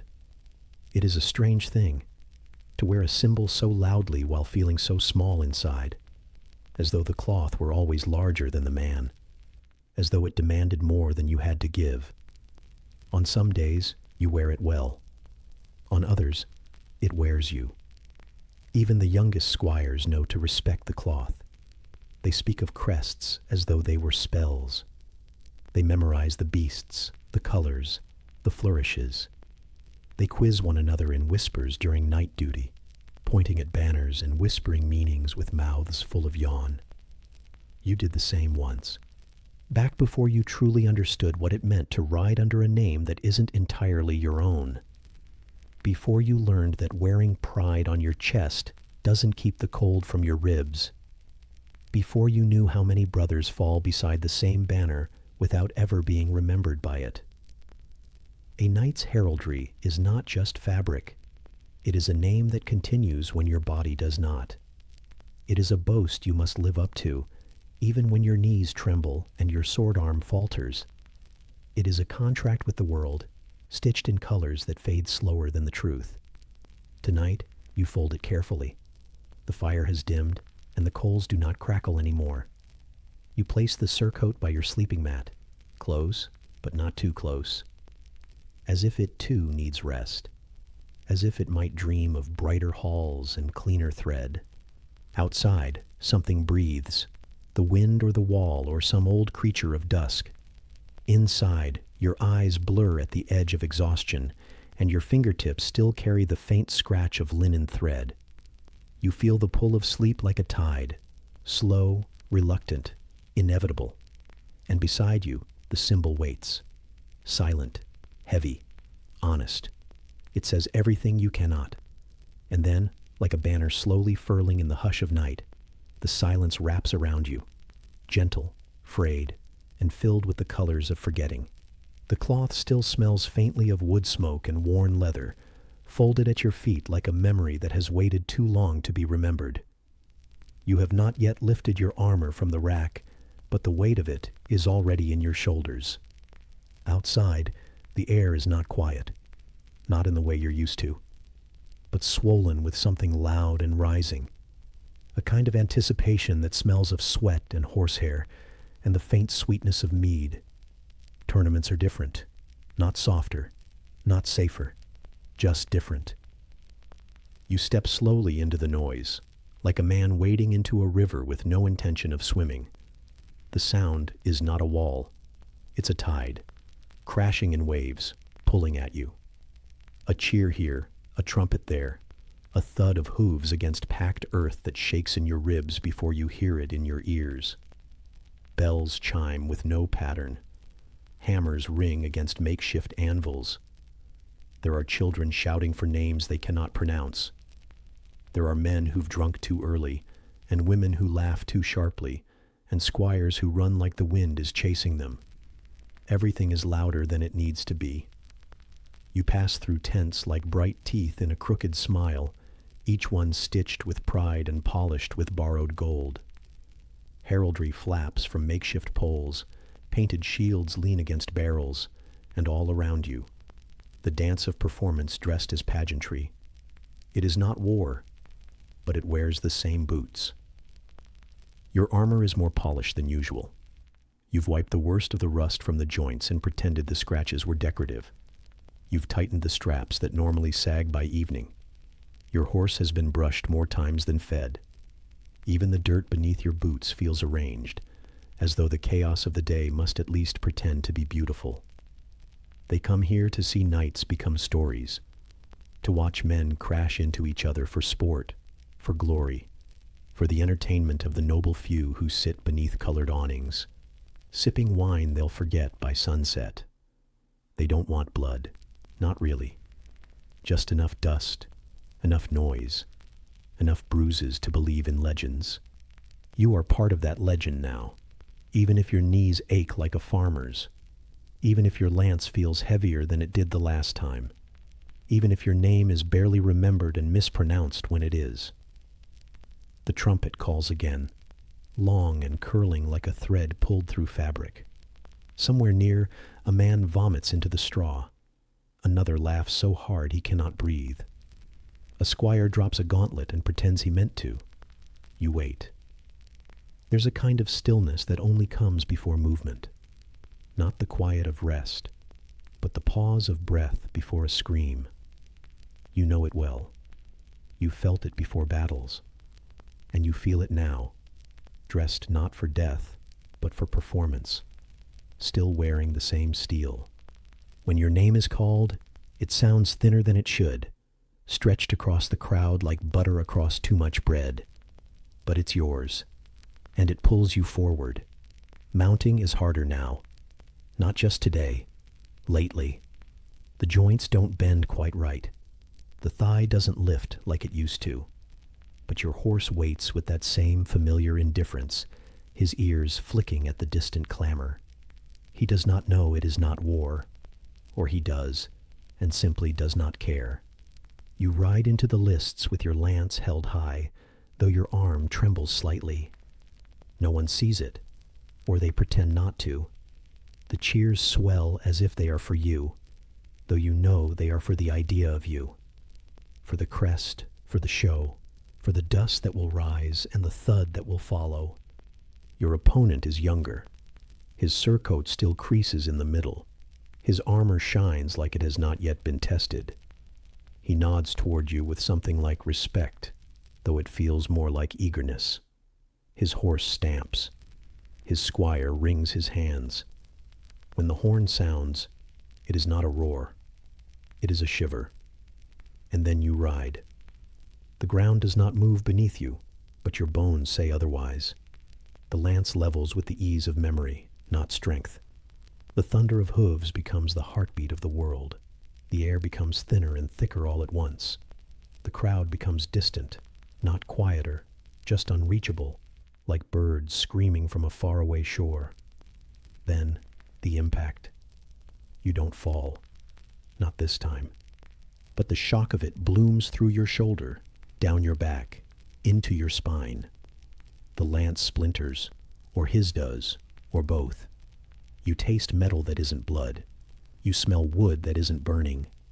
You hear the cheers swell like water in your ears, and for a moment you are not sure which direction is up. When it ends, you are still in the saddle. The younger knight is not. They call your name again, louder this time, as if you are a song, as if you did something heroic. But all you feel is the ringing in your elbow, the strange hollow where the lance used to be, the weight of eyes on your back. You circle once because it's expected. You do not wave. You do not smile. You nod. That is enough. Back at the tent, a boy you've never met before hands you a cup. You drink. It is not water. It is not good, but it burns away the dust. Another boy tries to shine your boots. You let him, though they are already scuffed again. Someone shouts your name with a cheer that sounds too wide in the mouth. You do not answer. Later, more rounds will come. A melee, perhaps, with blunted swords and too many men in too small a space. You'll swing at names you do not know, and block strikes meant more for show than damage. You'll fall, or win, or both. Someone will bleed, and it will not be enough to stop the games. It never is. The crowd will go home with stories to share. They'll speak of knights and clashing steel and banners that danced in the wind. They'll forget your face, but not your crest. They'll forget the bruise on your ribs, the tremble in your hand, the way you whispered to your horse before charging. Tournaments are not war, but they take the same things from you, piece by piece. As evening curls around the edge of the sky, the noise begins to stretch, not fading, just pulling thin. The trumpets are quieter now, the cheers more scattered, the banners droop with the weight of dusk. Somewhere behind you, laughter spills from a tent. Elsewhere, someone weeps, not loudly, just enough to be real. You unstrap your armor by touch. You've done it too many times to need eyes. Each buckle, each plate, each groove worn to your shape. The chest plate sighs as it leaves your body. Your limbs feel wrong without it. You lie back, not on a bed, but on the ground beside your things. The sky above holds the first pinprick stars of the night. A fire pops softly a few feet away. A dog passes, sniffs, moves on. The boy with the cup returns, sees you've fallen asleep, and leaves without a word. In your ears, the crowd still hums, distant like the sea. In your bones, the impact still echoes, steady like a drum. And in your chest, the silence waits, soft, aching, and louder than anything. The celebration has long faded, and so has the sound of lances striking shields in the bright thrum of tournaments. In their place remains a quieter kind of sound, the echo of boots trudging through mud, the murmur of voices that do not want to speak too loudly in the damp air, and the endlessly patient groan of wood and iron on wagons that haven't seen oil in weeks. You are no longer a knight performing. You are a knight waiting. The camp sprawls unevenly across the far edge of the field, where the grass gave up weeks ago. Beneath your boots is churned earth, brown with old blood in some places, green with stubborn weeds in others, and always slick with moisture that never quite dries. Tents lean like tired men, never quite upright, never quite collapsing. Even the canvas seems fatigued. It clings to its poles reluctantly, as if offended to still be in service. You do not remember the first morning you spent here, only that it looked like evening. The sun does not shine the same in the shadow of war. It glows dully, like a fire remembered rather than burning, and the wind here does not cut. It seeps. Through your cloak, under your mail, between your thoughts. There is little to do but wait. You are told you will march, but not today. Perhaps tomorrow, or the next day, or the next. The chain of command says things in confident tones, but their eyes look elsewhere. Even your captain now wears the expression of a man who has begun counting meals instead of victories. You eat when you can.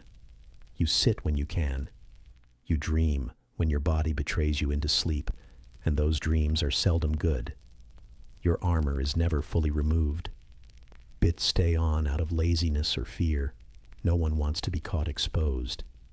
The greaves stay buckled, though they bite your calves. The mail shirt, heavier now with days of sweat and dampness, hangs off your shoulders like regret. The helmet rests beside you sometimes. Sometimes you keep it on, just to feel like something still fits. Beside you, someone always mutters. You don't know who. You never quite look. But they talk, in prayer or argument or delirium. You know their voice now better than your own. When they're quiet, you miss them. When they speak again, you wish they wouldn't. There is a fire, barely. It does not warm. It reminds you what warmth used to feel like. And that is worse in some ways. The smoke curls into your eyes and makes your nose sting, though it barely climbs higher than your knees. Someone keeps feeding it twigs. The larger logs are saved. For when it gets worse, they say, as though it hasn't already. Flies come even when there's no food.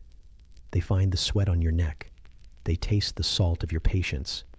They gather near the canvas flap that marks the infirmary, though no one calls it that. The men inside cough softly, or not at all. Some groan. Some are gone. One man sings, though not in a language you know. His voice is cracked like old timber, and it carries through the dusk like something hollowed out by loss. You used to count time by the meals, then by the sun. Now it is counted by the smell of your tunic. It is counted by how much weight your shoulders hold when you stand, by how many steps until your boots squelch through the softest part of camp, by how long it takes for the bread to go too hard to chew, and how many bites you take anyway. And still, you wait. The rain does not fall often.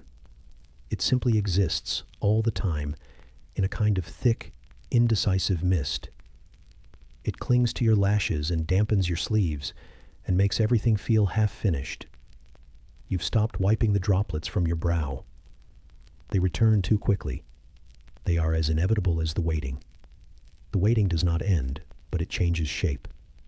Sometimes it's a long silence, sometimes a false rumor, sometimes the distant clatter of something metal being moved without purpose. Once, a messenger arrived. Horse lathered, face muddied, words stiff with urgency. You stood, like the others, back straightening instinctively, breath held as though it might change the outcome. But the news was of someone else's movement, not yours. Some other battalion, some other lord, some other fight. You sat again. The bread was colder by then, the broth thinner. You remember now how the boots feel when you do not move, how they begin to shape themselves to your skin like a second skeleton. You do not know where your body ends and the leather begins. Sometimes your feet ache so quietly, it feels like a memory instead of a sensation, a reminder that you still have toes beneath the steel. Your horse snorts behind the tent. You have not ridden him in days. You walk to him often, not to ride, not to lead, just to listen. The sound of him shifting his weight, flicking his ears, chewing on old hay, is the only sound that reminds you of motion. Everything else in camp has become still. Even the wind has learned to creep rather than blow. And yet, you sharpen your blade. Every night, or what passes for night when the sky has no mood. The whetstone is smooth, the edge already honed past necessity, but the act gives your hands something to do. It is a ritual now. You drag stone along steel with slow, familiar strokes, and feel something like control return. Thin as mist, but present. There's a squire who hums when he works. He's somewhere near the center of camp, always cleaning something. His tune is tuneless, more vibration than melody, but you know it by now. You find yourself humming it too sometimes, when you think no one hears. The sound doesn't help, but the echo does. The men no longer speak in full thoughts. Conversations are fragments, questions with no answers, laughter that ends before it begins. Some ask about the enemy, where they are, what they're doing, why they haven't come. Others stop asking. You belong to the second group now. You do not fear battle anymore. You fear the next week of not having one. Somewhere beyond the ridge, a crow makes a sound you've come to hate. It's not the caw. It's the silence that follows, as though even the birds are waiting for something to die. You try to remember the last time you rode with speed, not the cautious canter around muddy ground, not the reluctant pacing of a parade, but real speed. Wind in your ears, muscles straining beneath you, the clatter of hooves like a heartbeat outside your chest. But memory is heavy in this place. It sinks under the weight of repetition. You know it happened, but it feels like something someone else told you once, and you nodded politely, pretending it was your own. The ground here does not want your feet. It gives just enough to twist an ankle, but not enough to plant a stake. You envy the younger pages who still bounce when they walk, as though their knees are made of spring. Your joints, however, have learned the slow complaint of bone pressed against morning dampness. Sometimes, in the lull before false dawn, you watch the shadows in the fog and convince yourself you see movement.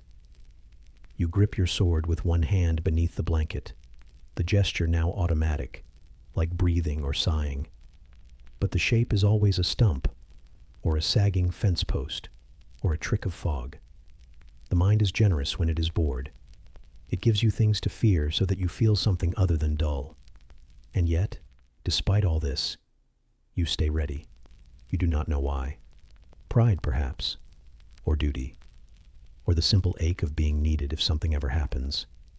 You are a weapon polished but unsheathed, watched but untouched, like a statue someone forgot to bury. The meals do not change, and no one expects them to. A chunk of salt meat, something root-based and boiled beyond recognition, a crust of bread that would insult the idea of wheat. You eat anyway, slowly, quietly, because everyone does. There's a rhythm to it. The chew, the pause, the shift of someone else on a wooden bench, the hollow clink of a spoon too light to matter. You hear someone sharpening their axe again. It's not needed. The blade is fine, but that's not the point, and you understand that now. Tools become excuses, noise becomes comfort, and movement, even if unnecessary, proves that you're still something more than a shadow waiting to be cast. You walk the perimeter sometimes, not because it's required, but because it helps. You count the torches, you listen to the mud, you check the stakes and lean your weight on the parts of the barricade that creak a little more than they should. No one thanks you, no one notices, but the fence stays up and the habit stays intact. Someone's tent collapsed last night in the rain. No one rebuilt it. The fabric lies there like a body, slowly collecting dew. The man inside sleeps elsewhere now, or not at all. You haven't asked. You think you'll check the saddles again before the next watch bell. You don't need to. But your hands want something familiar, and the leather always responds the same way. Cold, smooth, cracked in the same spots. It does not surprise you. And in this place, that is a kind of kindness. The days stretch not like lines, but like loops. You often forget which morning you're inside. The sun never changes much here, pale and always behind something. A veil of cloud, a ridge of stone, your own lashes as you blink against it. Even when it shines, it doesn't warm. It only announces the hour like a bell no one wanted to hear. You share a fire with men who stopped using names a long time ago. They still have them, tucked somewhere under all the grime and caution. But out here, people are known by what they carry. The one with the broken shield, the one who snores like a saw, the one with the woolen scarf his wife made, though the scent of her is long gone, replaced by smoke and weather. You are just the quiet one, perhaps, or the knight who listens more than he speaks. You don't mind. Names rust in this kind of weather. There's a boy, too young, too thin, too nervous to speak in full sentences. He polishes a helm that isn't his and sharpens a blade he will never lift. No one stops him. It's his ritual. As long as the blade gleams, maybe it won't be used. As long as the helm shines, maybe no one will wear it. You understand that logic better than you should. Sometimes you wonder if your presence here is protective, as though your readiness holds back the tide. That by always being prepared, you keep the battle from beginning. You'd like to believe that. But you've also seen how suddenly the wind changes, and how a bird can flap into silence and leave behind only its shadow. You overhear fragments, strategy, movement, timelines that don't mean anything until they happen. A scout returned late, without his horse. A messenger lost a boot in a marsh, and spoke of shapes he didn't wait to confirm. There's always something half said, half known, half feared, but never enough to break the rhythm. The waiting is sturdier than the news. Your own armor hangs nearby, like a warning. It sways slightly when the wind finds the tent's loose flap. The metal is colder than you remember. Not sharp, not jagged, just steadily, heavily indifferent. Like a friend who will carry you only if you bend just right and never complain. At night, you dream of things you never owned. A bed softer than straw, bread warm enough to melt cheese, a voice that says your name the way it used to be said. But when you wake, and you always wake before it ends, all you find is your own breath and the sound of water dripping onto canvas. Tap, tap, tap. It's not even raining anymore, but the world is always leaking in places you can't reach. The horse is quiet tonight. He stands just outside, breath fogging in thick, rhythmic huffs. You hear him shift his weight, stamp once, shake his mane. He waits too, though no one says it aloud. He knows. They always do. Someone coughs again. Not near, but not far. The kind of cough that starts from the spine and drags up through the ribs. Wet, hollow. You recognize it. You've heard it before. That man won't last the winter, but no one will say it. Saying things makes them real. You lean back against a wooden post wrapped in damp cloth and let your eyelids fall. Just for a moment. Just to hear the silence better. The fire crackles. The wet wool near your feet smells like last week. Your boots are still damp on the inside, no matter how long you dry them. But this is normal. This is the pattern. You endure it because you must. Not because it changes, but because it doesn't. When morning finally arrives, it does not announce itself. It leaks in, slow and heavy, like smoke that forgot to rise. You open your eyes because the gray has shifted slightly, not because anything told you to. The fire is ash now, a pale mound of spent promises. Someone stirs near your elbow, not close enough to warm you, only close enough to remind you that you are not the only one still breathing.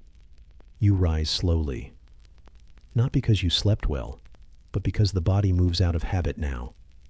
Your knees sound like old hinges. Your back reminds you of the saddle, the slope of stone you leaned against, the cold that made a home in your muscles and refuses to leave. You stand because that's what the others do, and because stillness, at some point, becomes too heavy to carry. Outside, the world is the same, perhaps windier, perhaps not. There is a stew being stirred, but you are not the first to eat. You are never the first. A knight eats last. And even then, not with a full bowl. You pretend not to notice that the meat is missing today. Only broth, a faint color and a few stray lentils. You drink it slowly, letting it warm your cracked lips and not quite reach your stomach. A raven hops along the low wall beyond the tents, looking too healthy for this place.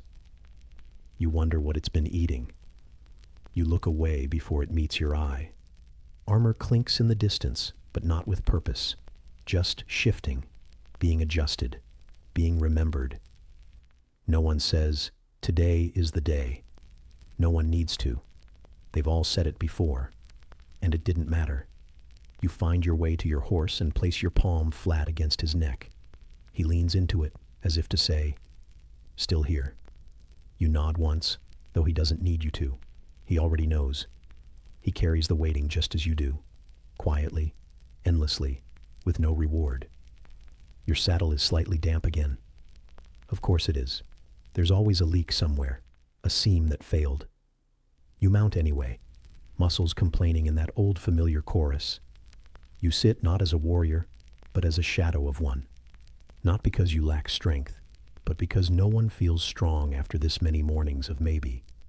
Ahead, a narrow path has been cleared of mud by the repetition of boots.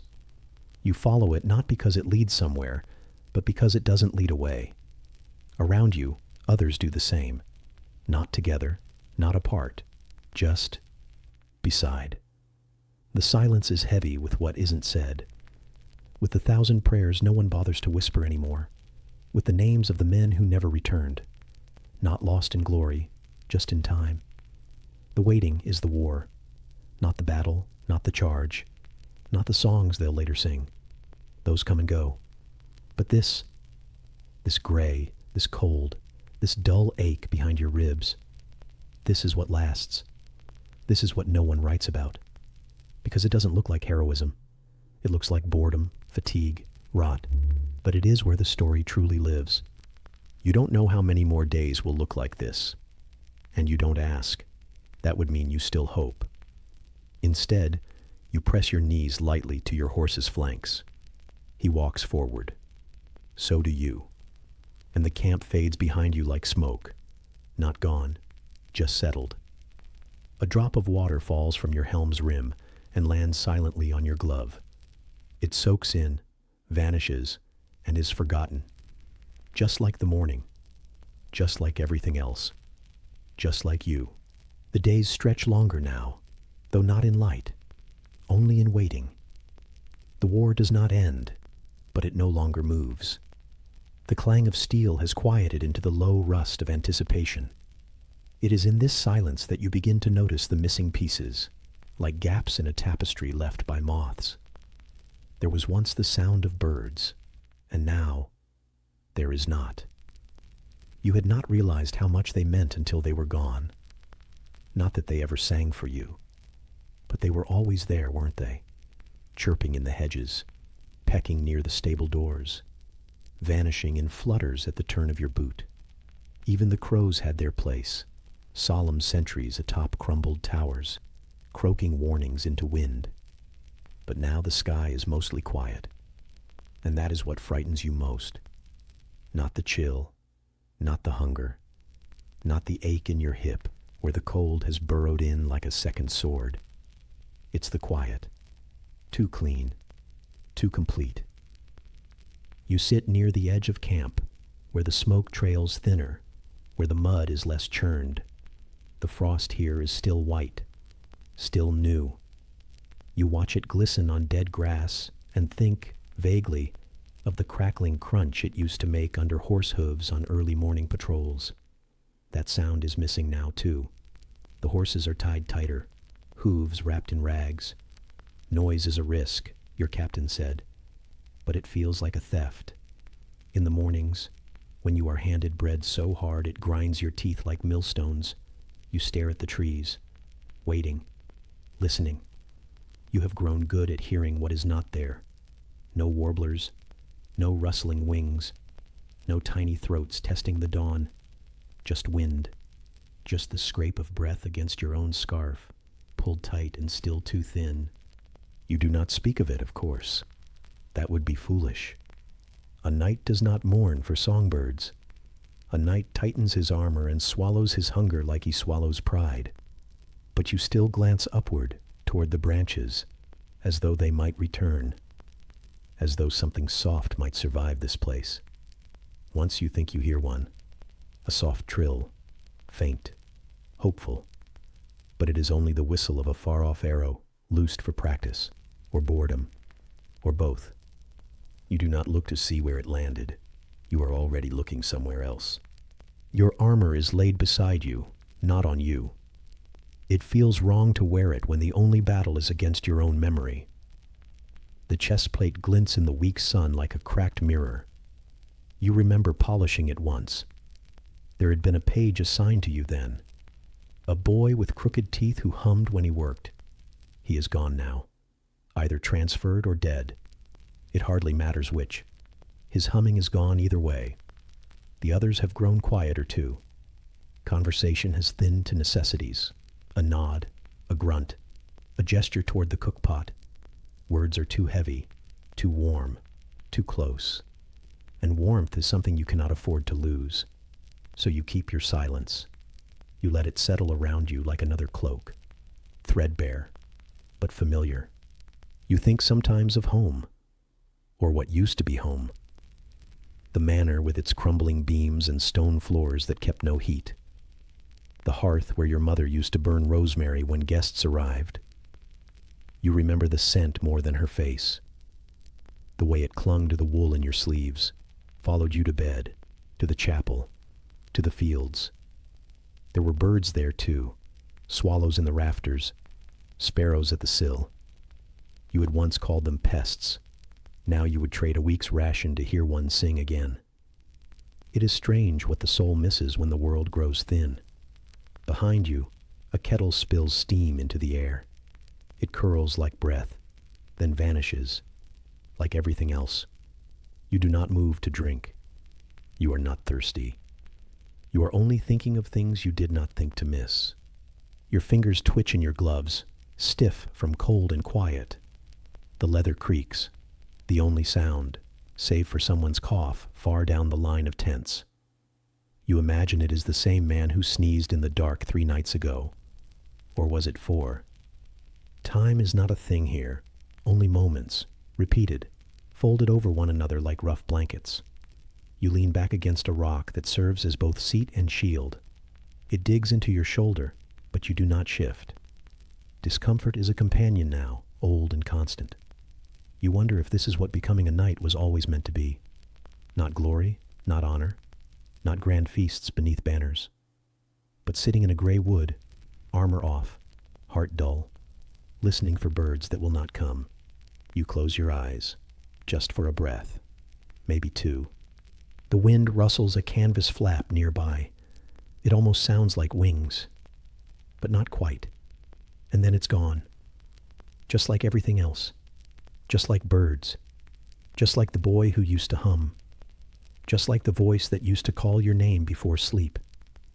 You do not remember the voice, but you remember that it was soft, softer than war, softer than this waiting, softer than silence. And now there is only the scratch of a rat under someone's tent, and the faint, bitter taste of saltless stew lingering on your tongue, and the weight of absence pressing against your ears like a stone. And somewhere, faintly, the memory of a song with feathers, You keep your eyes closed. You do not listen for birds anymore. You only listen for anything that might sound like home. And when the breeze brushes your cheek, cold and careful, you almost believe it's a wing. But not quite. Not quite. And then the wind moves on, and the quiet settles again, like ash, like old dust, like everything you do not say. The mud from yesterday still clings to the underside of your boots, dry at the edges, wet at the center, like it cannot quite decide what century it belongs to. You've stopped trying to scrape it off. It doesn't matter anymore. None of it does. Not when the days blur like smoke, and the nights stretch longer than they have any right to. There is no battle cry today, only orders murmured low. You don't ask questions. You simply rise when they tell you to, and you tie the last strap of your armor with fingers already sore from the cold. The sword waits for you. It is not polished, not gleaming, not some sacred heirloom forged in the fires of a legend. It is just a thing, heavy, cold, yours, but only because no one else claimed it first. You never imagined it would feel like this, like lifting a burden rather than a weapon. You do not feel brave when you take it, only tired, tired and numb. The others move quietly. Some are older, and their eyes never lift. Others are younger, and their hands shake slightly when they touch their belts. There's no speech, no nods, no prayers. Just the sound of cloth tightening against leather, of breath fogging in the dawn air. And then you walk. Not far. Just over the rise, through the trees with branches like the fingers of a corpse, and across a field still sleeping under last night's frost. Your footfalls are muffled by the damp earth, and your thoughts are quieter still. You don't expect the first man you see to look like anyone, but he does. He has the same slope of shoulder as the blacksmith's son, the same scruffy patch of beard. He's chewing on something, or maybe he was until he saw you. And in that moment, neither of you are soldiers. You're two strangers holding something sharp and trying not to die. The space between you collapses faster than thought. And then, something happens. You don't remember drawing back. You don't remember stepping forward. All you remember is the sound, or the lack of it. No scream, no clang of metal, no cry to the heavens, just the soft, wet thud of something meeting something it shouldn't. The sword slips, not from your hand, but through him. You don't know where you hit. You don't know what you hit. Only that it was enough. Enough to stop him, and enough to stop you. He falls, not gracefully, not in slow motion. He crumples like a sack of winter grain knocked from a cart. There is a sound that follows, not from him, but from your own mouth. A breath half held, half released, jagged and too loud in your ears. You stare. He does not move. You wait. He does not rise. The silence around you thickens. Somewhere nearby, someone else grunts. Metal scrapes. But you hear none of it. Not really. Not over the roar of your own heartbeat, now distant and strange, like it belongs to someone watching you from far away. Your hands ache. You look down. You expect blood. You expect something red and shiny and loud. But it's just damp. Damp and smeared and trembling. Your sword is heavier now, though you don't remember adding anything to it. You kneel beside him, not out of respect, not out of horror, but because your legs don't quite work. And from here, on the cold ground, you see his eyes. They are open. They don't accuse. They don't plead. They just stare, flat, empty, the way pond water stares at the sky in winter. His mouth is slightly ajar. His breath is gone, but the shape of it still clings to his lips. He was chewing something, you think again. You don't know what it was. Your fingers close around the hilt tighter, though no one is there to take it. You should move. You should stand. You should do anything but this. But you don't. You stay, letting the frost seep into your knees, into your elbows, into your chest. You let the cold wrap around the moment like wool, muffling the sharp edges. No one comes to check on you. No one says your name. This is not the sort of thing you talk about. There will be no tally kept, no reward given. This death is yours alone to carry, like a stone dropped quietly into a bag slung over your shoulder. And you will carry more. That is the part they don't tell you. Not just one. Never just one.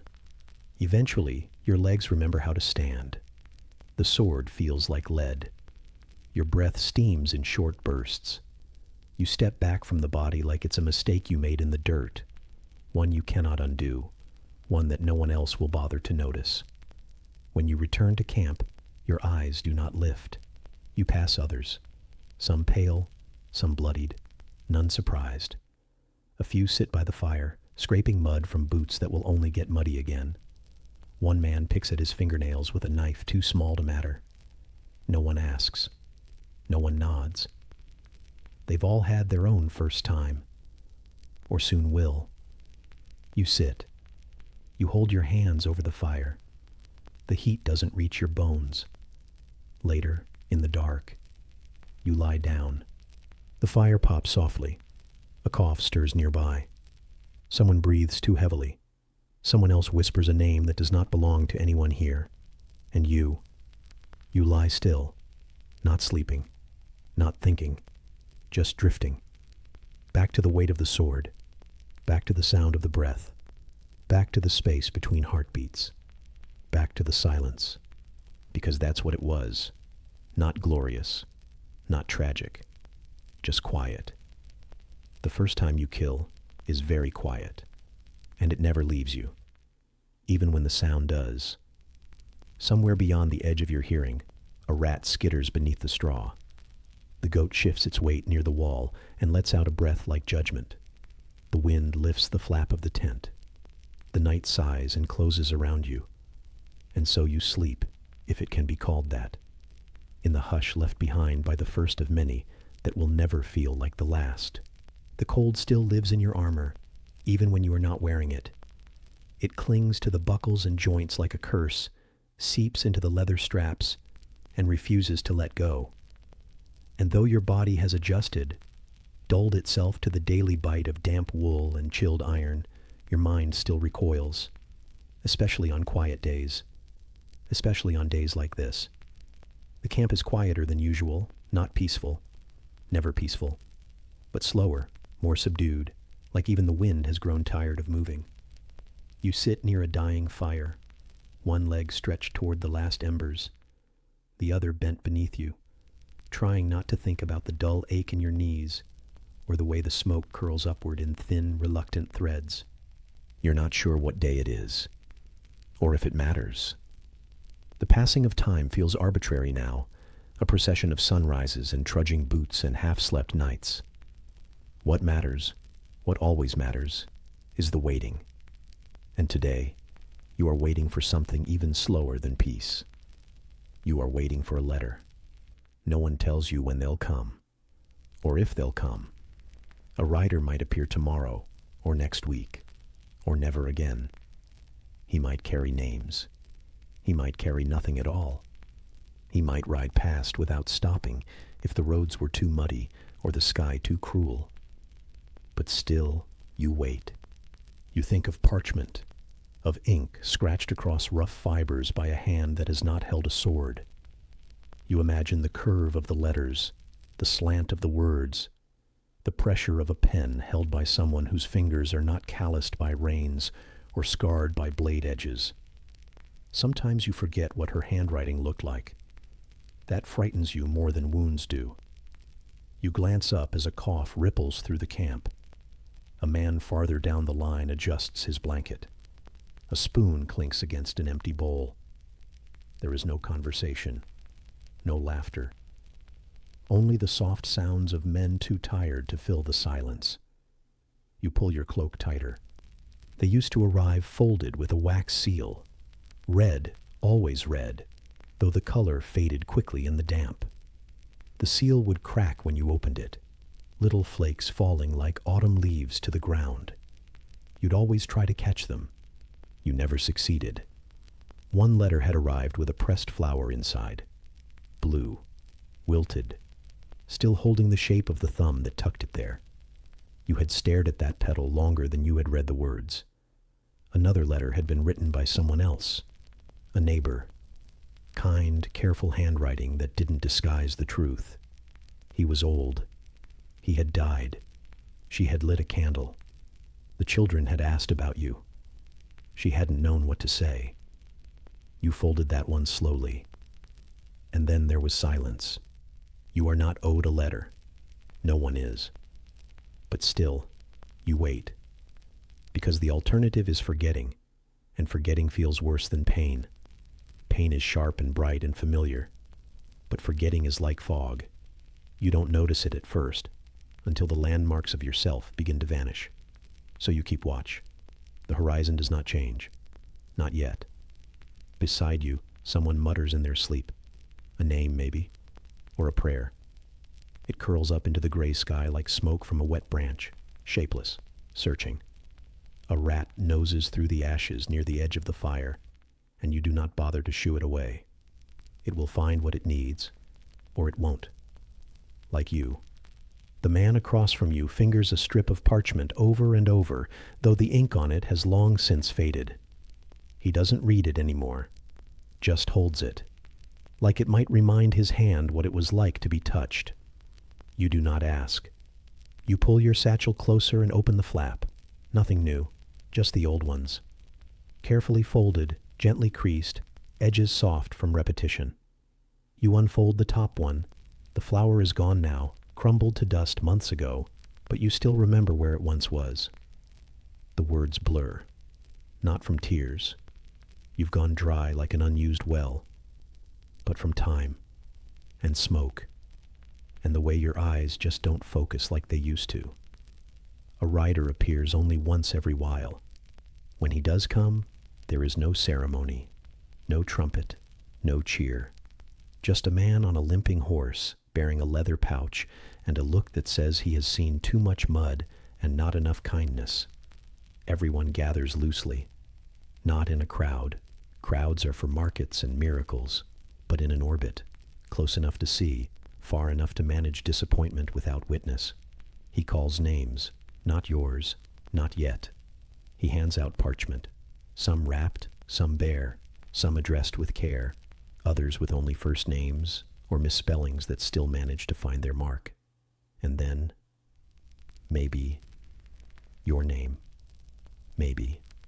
And if he calls it, your feet move without you telling them to. Your heart rises like it remembers what it once felt like to be called home. If he doesn't, you pretend you were never listening. You turn away. You tie a knot. You check your blade. You busy your fingers with something unimportant. Anything to look occupied while your chest hollows in silence. Today, the rider hasn't come. So you write instead. Or try to. You borrow ink from a man who no longer writes. You find a flat board, balance it on your knee. The parchment feels too clean, too expectant. You stare at it until your thoughts begin to ache. And then, slowly, you begin. The words do not flow. They never do. You write as if carving them through wool. You do not say everything. You cannot. So you choose simple things. The weather is cold. The food is worse. I think of you. Tell them I'm still breathing. Tell them I miss the sound of the stream behind the house. Tell them I remember. You sign your name, though it feels like writing the name of someone else. You fold it. You wait. It will sit in a pouch for weeks, maybe months. It may never be delivered. The ink may blur from rain, the edges torn by careless fingers. But still, you send it. Because hope is heavy, but so is silence, and you are learning to carry both. Later, when dusk thickens the air and the fire turns more smoke than flame, someone hums a melody. Just a fragment. Just enough to remind you of something you once knew. The rat returns, this time bold enough to nibble at the corner of your boot. You do not move. The sky presses lower. Your breath comes slow, and the waiting begins again. In the hush of that waiting, the night settles around you like a question left unanswered. Not cruel, not kind, just constant.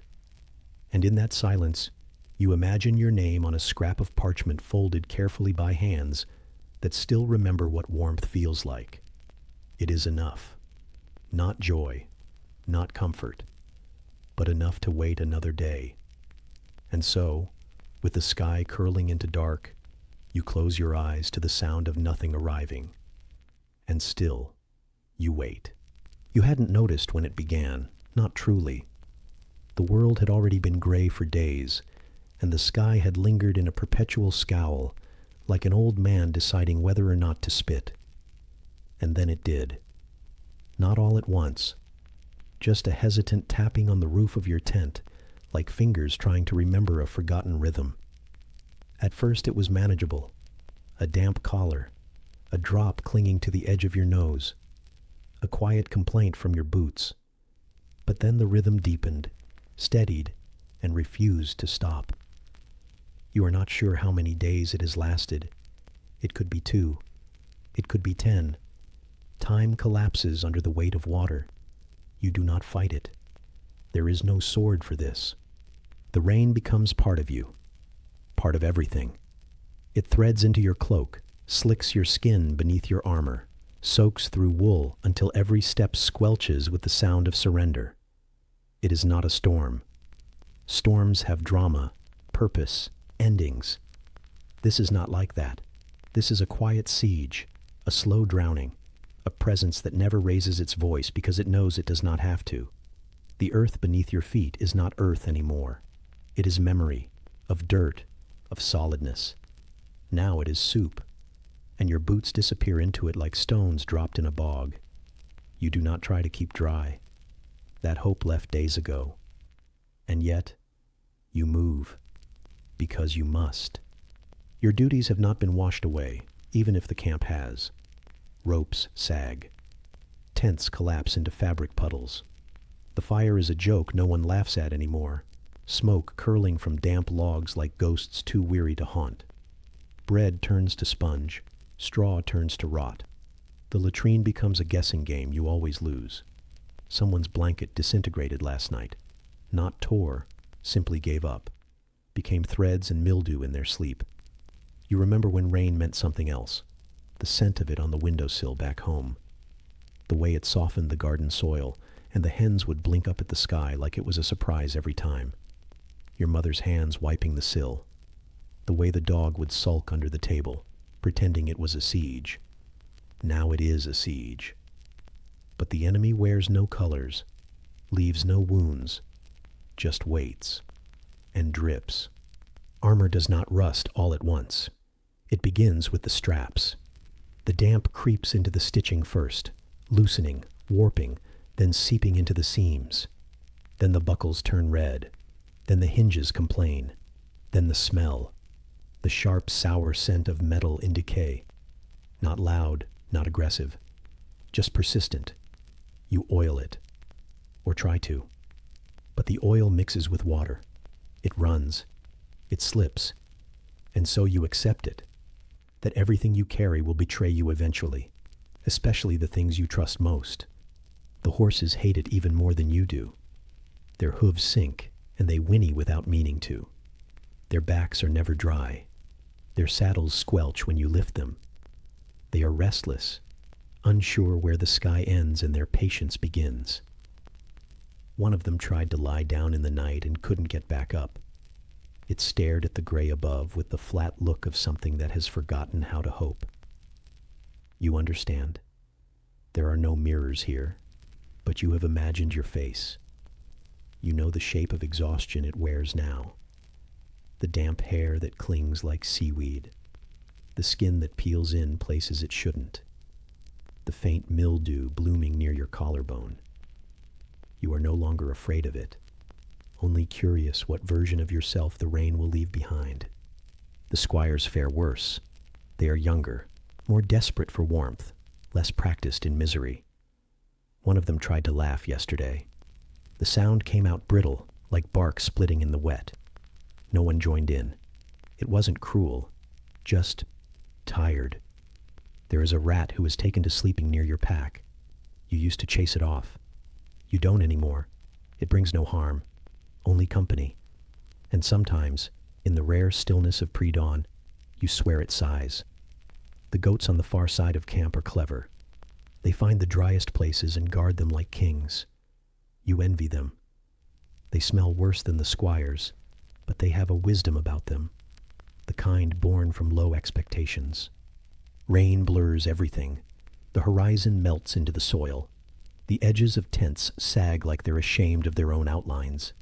Footprints vanish the moment they're made. Even sound becomes smeared. A cough, a snort, a word, all softened by the constant shush of falling sky. And yet, you still hear the letter. Or rather, you remember its sound. It had come weeks before the rain, maybe longer. The paper was thick, the seal unbroken. Inside, few words, tightly spaced, like someone trying to control a hand that trembled. The news was neither good nor bad, just change. Someone had married. Someone had died. A baby had been born and named after someone you once knew. You read it twice, then tucked it into the lining of your satchel. Now it is just pulp. You do not write back. Not in this. Ink would bleed. Words would weep themselves into meaninglessness. Instead, you speak to the rain. Not loudly, just softly, when no one is listening. You say names. You say memories. You say them like prayers, not expecting answer, only echo. The squires have stopped asking when it will stop. That's how you know they've crossed the threshold. There's a moment in every campaign where hope turns into habit, when longing is no longer a shape, but a scent, or a pressure behind the eyes. When your dreams don't resist the damp anymore, they welcome it. Today, the road is gone. Not washed away, simply not there. No one knows where it ended, or if it will ever return. The mud took it. You look where it should be, but there's only a smooth, wet canvas of sameness. You do not walk. You trudge. You do not arrive. You settle. A knight is supposed to be more than a man, more than flesh. An emblem, a force, a banner with legs. But you are just soggy wool and chafed skin, rusting buckles and breath. The older knights don't say much anymore. Not because they are grim, but because they've said it all before. They know the rain too well. One of them once swam across a moat, in full mail. He tells that story without his teeth now. He laughs when he remembers it. You do not know if it's because it was brave or because it was foolish. The rain does not care. A droplet finds your spine and slides down like a whisper you didn't want. You shift, but there is nowhere to shift to. The goat across from you watches with eyes that say, "I warned you," and you believe it. Even your dreams are wet now. They begin with thunder, end with damp sheets that are not your own. You wake inside yourself, heavy, pressed down by the sky, and somewhere in your mind, there is a dry place you cannot reach, a hearth, a scent, a name you've forgotten. Eventually, the rain will stop. It always does. But when it does, it will not feel like a gift. It will feel like absence, like a noise removed, like a wound you'd grown used to, and you will find yourself listening for it, just to know the world is still there. But for now, it falls, and falls, and falls. And in that soft, endless fall, you drift. Not asleep, not awake, just beneath the sky, with nothing left to fight. The rain has not truly stopped, but it has changed. It no longer falls with that endless hush. Instead, it lingers in the air, in the folds of cloaks, in the way your boots still cling slightly to the earth with each step. The camp has grown quieter, not silent, but subdued. Not restful, but tired in a way that has become its own rhythm. Somewhere to your left, a boy coughs. That sharp, wet kind of cough that always seems to come with apprenticeship and cold dawns. It is not your squire this time, but you remember when it was. When he first arrived, all elbows and nerves, too proud to ask questions, too terrified to sleep. You remember the night he wept. You had turned your back and pretended not to hear. He does not cry anymore. He walks straighter now, sharpened not by training, but by hunger and habit. His hands no longer shake when they fasten your cuirass. He does not flinch at the smell of a wound or the rot in an animal's mouth. He knows when to speak, and more importantly, when not to. And when he swings a practice sword now, it is not the motion of a child mimicking stories. It is a motion that knows weight and effort and the sting of failure. You do not say it, but you have grown used to him. Pages come to you like that, one after another, like bundles of kindling sent by fathers who want their sons to be more. They arrive soft, still scented of hearth smoke and parchment, their voices high with questions, and their knees bruised by clumsy reverence. They are a burden at first, always are. They spill things. They forget to oil things. They feed the wrong end of the horse and polish the wrong side of the blade. They dream out loud at night and ask if you were scared your first time in war. You never answer. You never need to. The days teach them better than you can. Time trims their dreams into calluses. The camp teaches them what you don't say, that honor doesn't keep you warm, and chivalry does not keep flies off the meat, that a knight's life is less joust and more sore feet, that battles are boring until they're terrifying, and afterward, only silence stays. You watch your current squire now. His shoulders are broader, his fingers stained with saddle oil and ash. He no longer looks at you with awe, just readiness, a quiet kind. You remember when he was still a page, barely tall enough to reach your stirrup. He had once fallen asleep while brushing your cloak, still holding the brush. Now he sleeps with one eye open, hand near a blade. He's learning. And soon, he will leave. Not leave like the others, who fled or were sent home broken. Number. This one will leave the right way. He'll be knighted, or at least handed off to someone higher, someone with a title that matters. He will wear armor that isn't borrowed. He'll be the one giving orders. He'll find a younger boy and teach him to be afraid of all the right things. You won't say goodbye. Not properly. That's not how this works. Maybe a nod. Maybe a glance. Something heavy that doesn't need words. You will feel it in the moment he hands you the last cleaned blade, the final buckled strap. The silence between you will stretch, a thread pulled taut, and then it will snap gently, like the end of a lullaby. He will walk away, not looking back. That's part of the lesson. But he'll remember. You know that. They always remember. You still remember your own knight, the one who taught you how to mount without stumbling, how to sleep in mail without bruising your ribs. He had smelled of cloves and old water. His hands were thick, and his words were few. You thought he hated you, until the day he handed you his spare sword and said simply, "You'll need this." That was his goodbye. He was gone the next morning.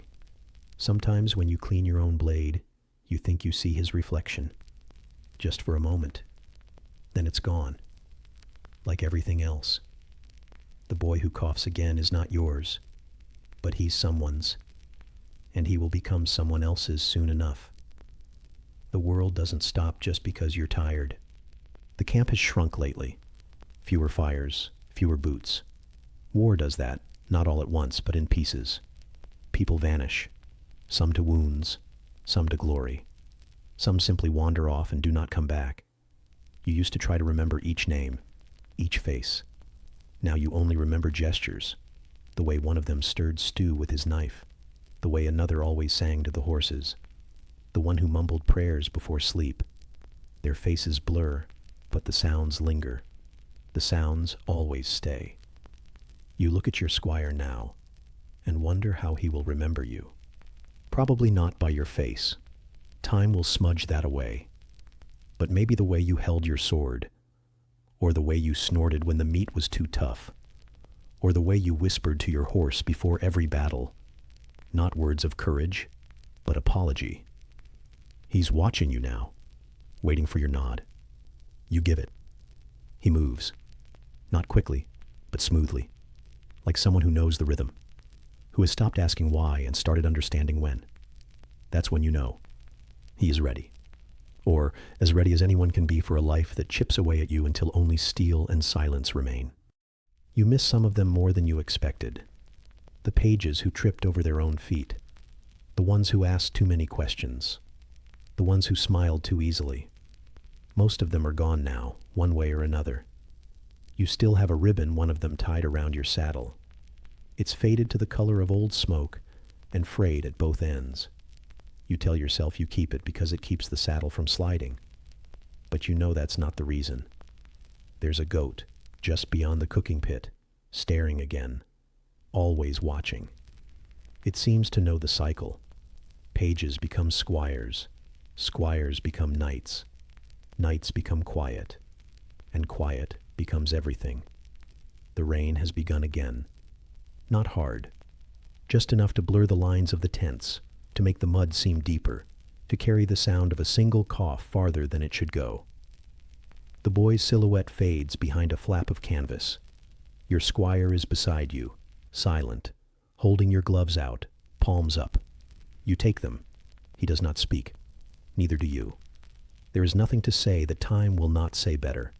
And far off, through the soft mist, another page is arriving. Just a shape for now. Thin, unsure. It begins again. And you feel the ache settle, like always. A familiar shape beneath your ribs. Something like pride. Something like loss. Something like rain. That never quite stops falling. The smoke from last night's fire has gone thin and silvery, curling up through the still air like something ashamed of its own presence. You can smell where it clung to wool and hair and breath. A layer of ash has settled in the folds of your tunic, quiet and unnoticed until you shift and feel it flake against your skin. The light is soft, not quite morning, not quite any particular time. That pale, drifting gray that slips into camp without ceremony. You have been sitting here long enough that your limbs have forgotten they once moved. Someone in the next tent is humming. Not loud, not well. Just a breathy attempt at melody, like a tune passed down too many throats and too many winters. The words are lost, or maybe never learned. But the shape of the song is familiar. That lilting rise, the clumsy rhythm, the way it falters at the chorus and then begins again. Determined. It is meant to be about you, or someone like you. You've heard it before, at feasts and in village squares. The same story each time, no matter the tune. A brave knight in gleaming armor, saving someone beautiful, defeating someone evil, returning home with honor. The audience knows when to cheer. The children know when to gasp. It's all very practiced. You don't recognize yourself in it. There is no part of you that gleams.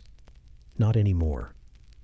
Your armor is stained with rain, with rust, with memories too long worn. The dent near your shoulder was never smoothed out, because the boy who used to polish it is gone. You've stitched your gloves 3 times. The thread doesn't match. Your sword hilt smells faintly of sour bread from where it rests beside your rations, and you are tired in a way that songs never mention. The songs forget the cold. They forget the waiting, the rot in the meat, the damp in the boots, the endless repetition of sharpening and folding and standing and moving and sharpening again. They never mention the awkward stiffness in your back when you try to sleep on old ground. They don't sing about the time your horse stepped on your foot and you cried, not from pain, but from the absurdity of it. You've tried to be what they say. You once rode into battle with your chest puffed and your banner high, heart full of fire and meaning. You believed then. You believed in the shine, in the story. You told yourself that someone would one day sing of your deeds. And maybe they have, but not truthfully. No one ever wrote about the noise, the way the world shrieks in chaos during a charge. No one sang about the taste of blood when it's your own, swallowed by accident. No one wrote down the moment you saw your friend die face down in a puddle too shallow to drown in. No, they sing about you standing victorious, sword aloft, a symbol. But in truth, you stumbled over a fallen stirrup and vomited into the grass. They sing about the noble vow you took under starlight. They do not sing about the lice in your underclothes. They do not know you. The tent hum quiets. Perhaps the singer grew tired, or perhaps they sensed your thoughts through the canvas. The air thickens in the stillness. A breeze tries to push through, but it is lazy, damp, uninterested. The kind that stirs only the ends of cloaks and the corners of maps. You listen to your own breathing. It is steady. It is shallow. It does not sound like the breathing of a hero. Your hands rest in your lap, palms upward, not by intention, but by habit, the same way you held them when a priest blessed your blade years ago. You remember that, the smell of incense, the wax dripping too close to your foot. You had felt something then, not faith, but importance, that this meant something, that you were about to become someone who mattered. Now your hands are just hands.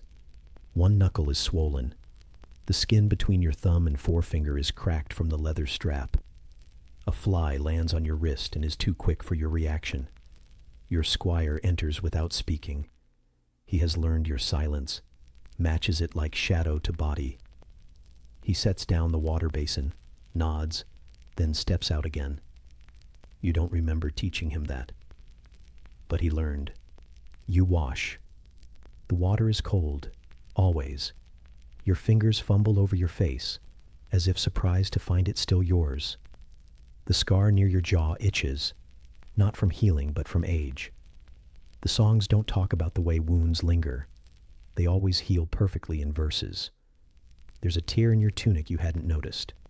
You trace it absent-mindedly, then leave it be. There are too many things to fix, and none of them are urgent. Outside, the camp begins its slow stirring.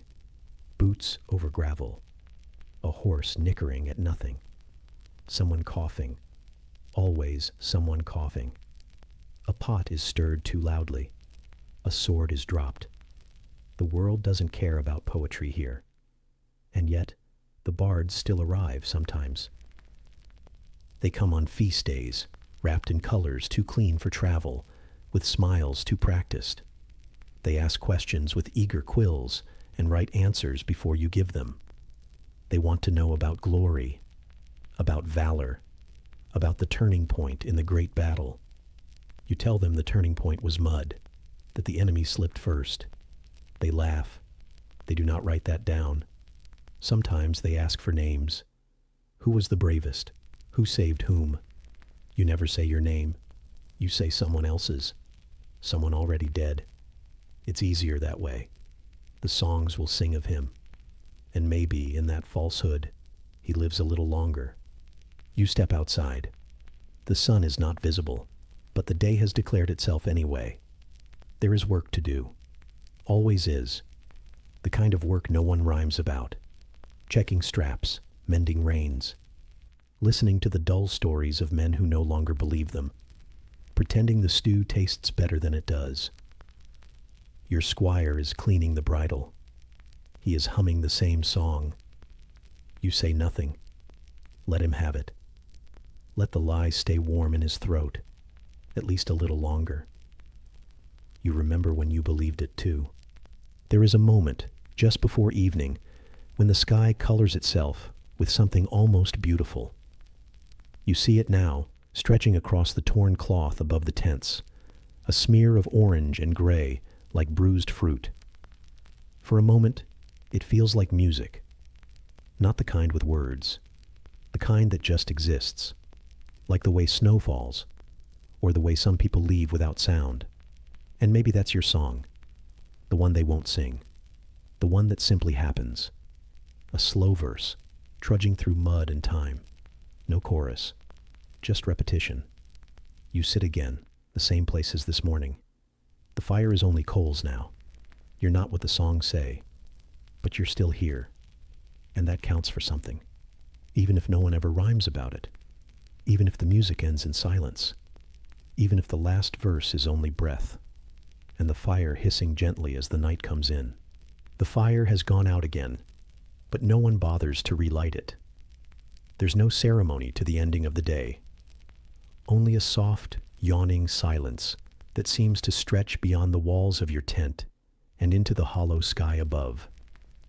The earth feels unusually still tonight, as though the soil itself has paused to exhale. It is not peace. It is something older, something quieter.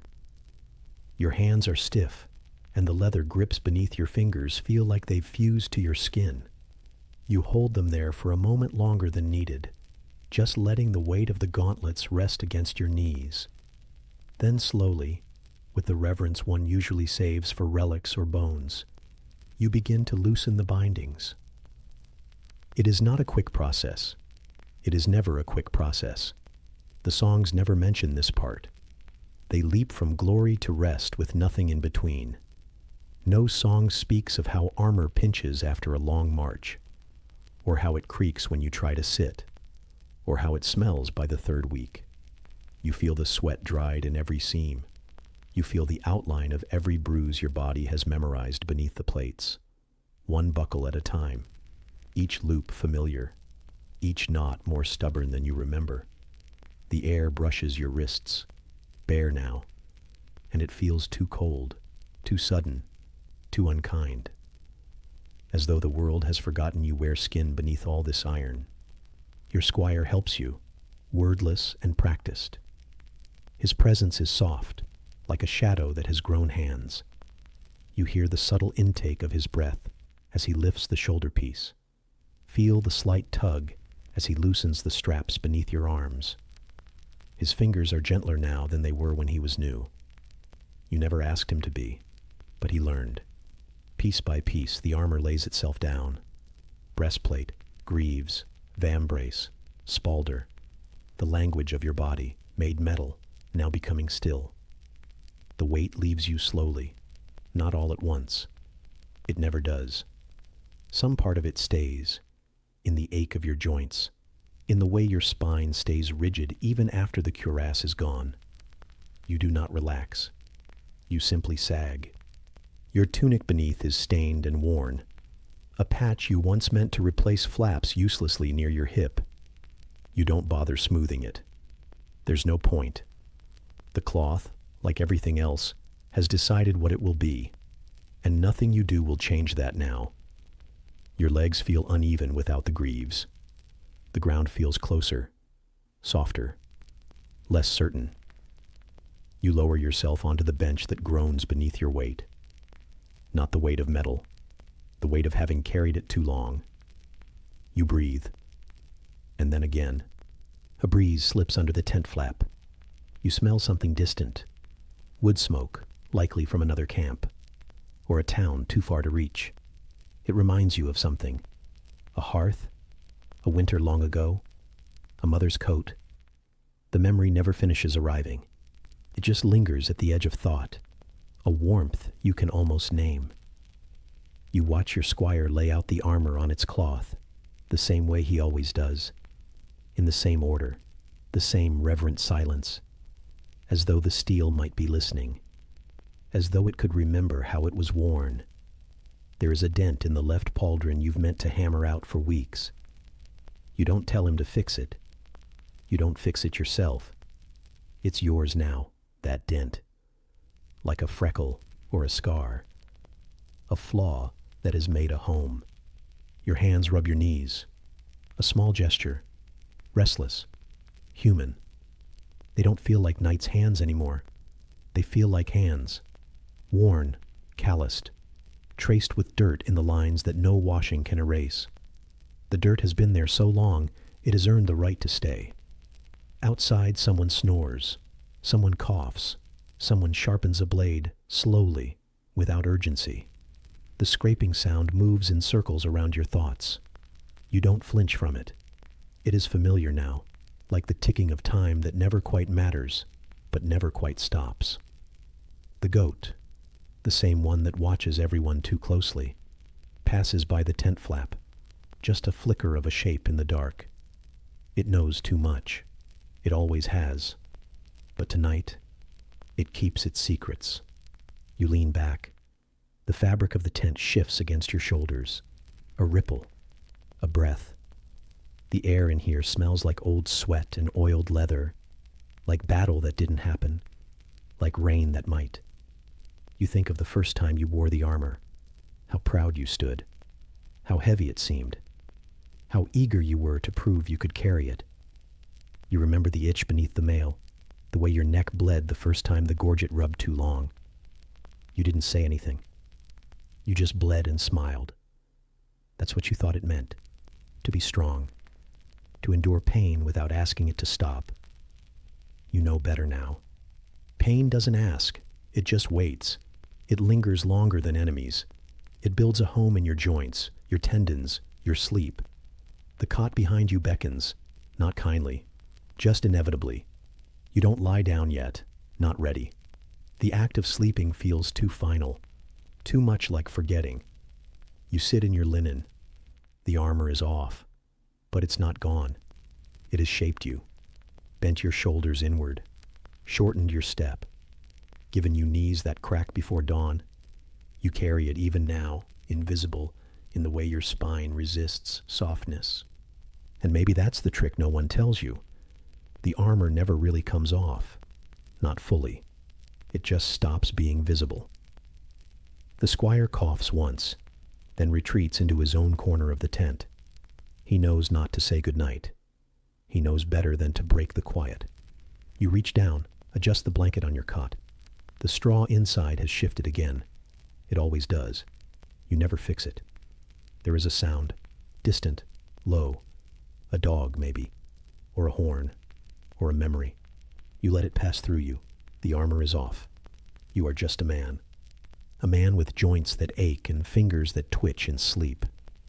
A man who has forgotten how to run without 30 pounds strapped to his chest. A man who once thought valor would feel like music. You don't feel brave. You feel tired. You pull the blanket up, let it fall across your chest. Your hands fold above it. You stare at the roof of the tent, canvas and stars you cannot see. There is a seam above your head, a place where the stitching faltered. You've counted those threads before. You won't tonight. Outside, the fire hisses its last breath. One ember snaps, quietly. The world settles down, around you and without you. The armor comes off slowly, but its silence stays, and you fall asleep to the sound of nothing at all. Just the soft hiss of cooling metal in a world that never sings about what comes after.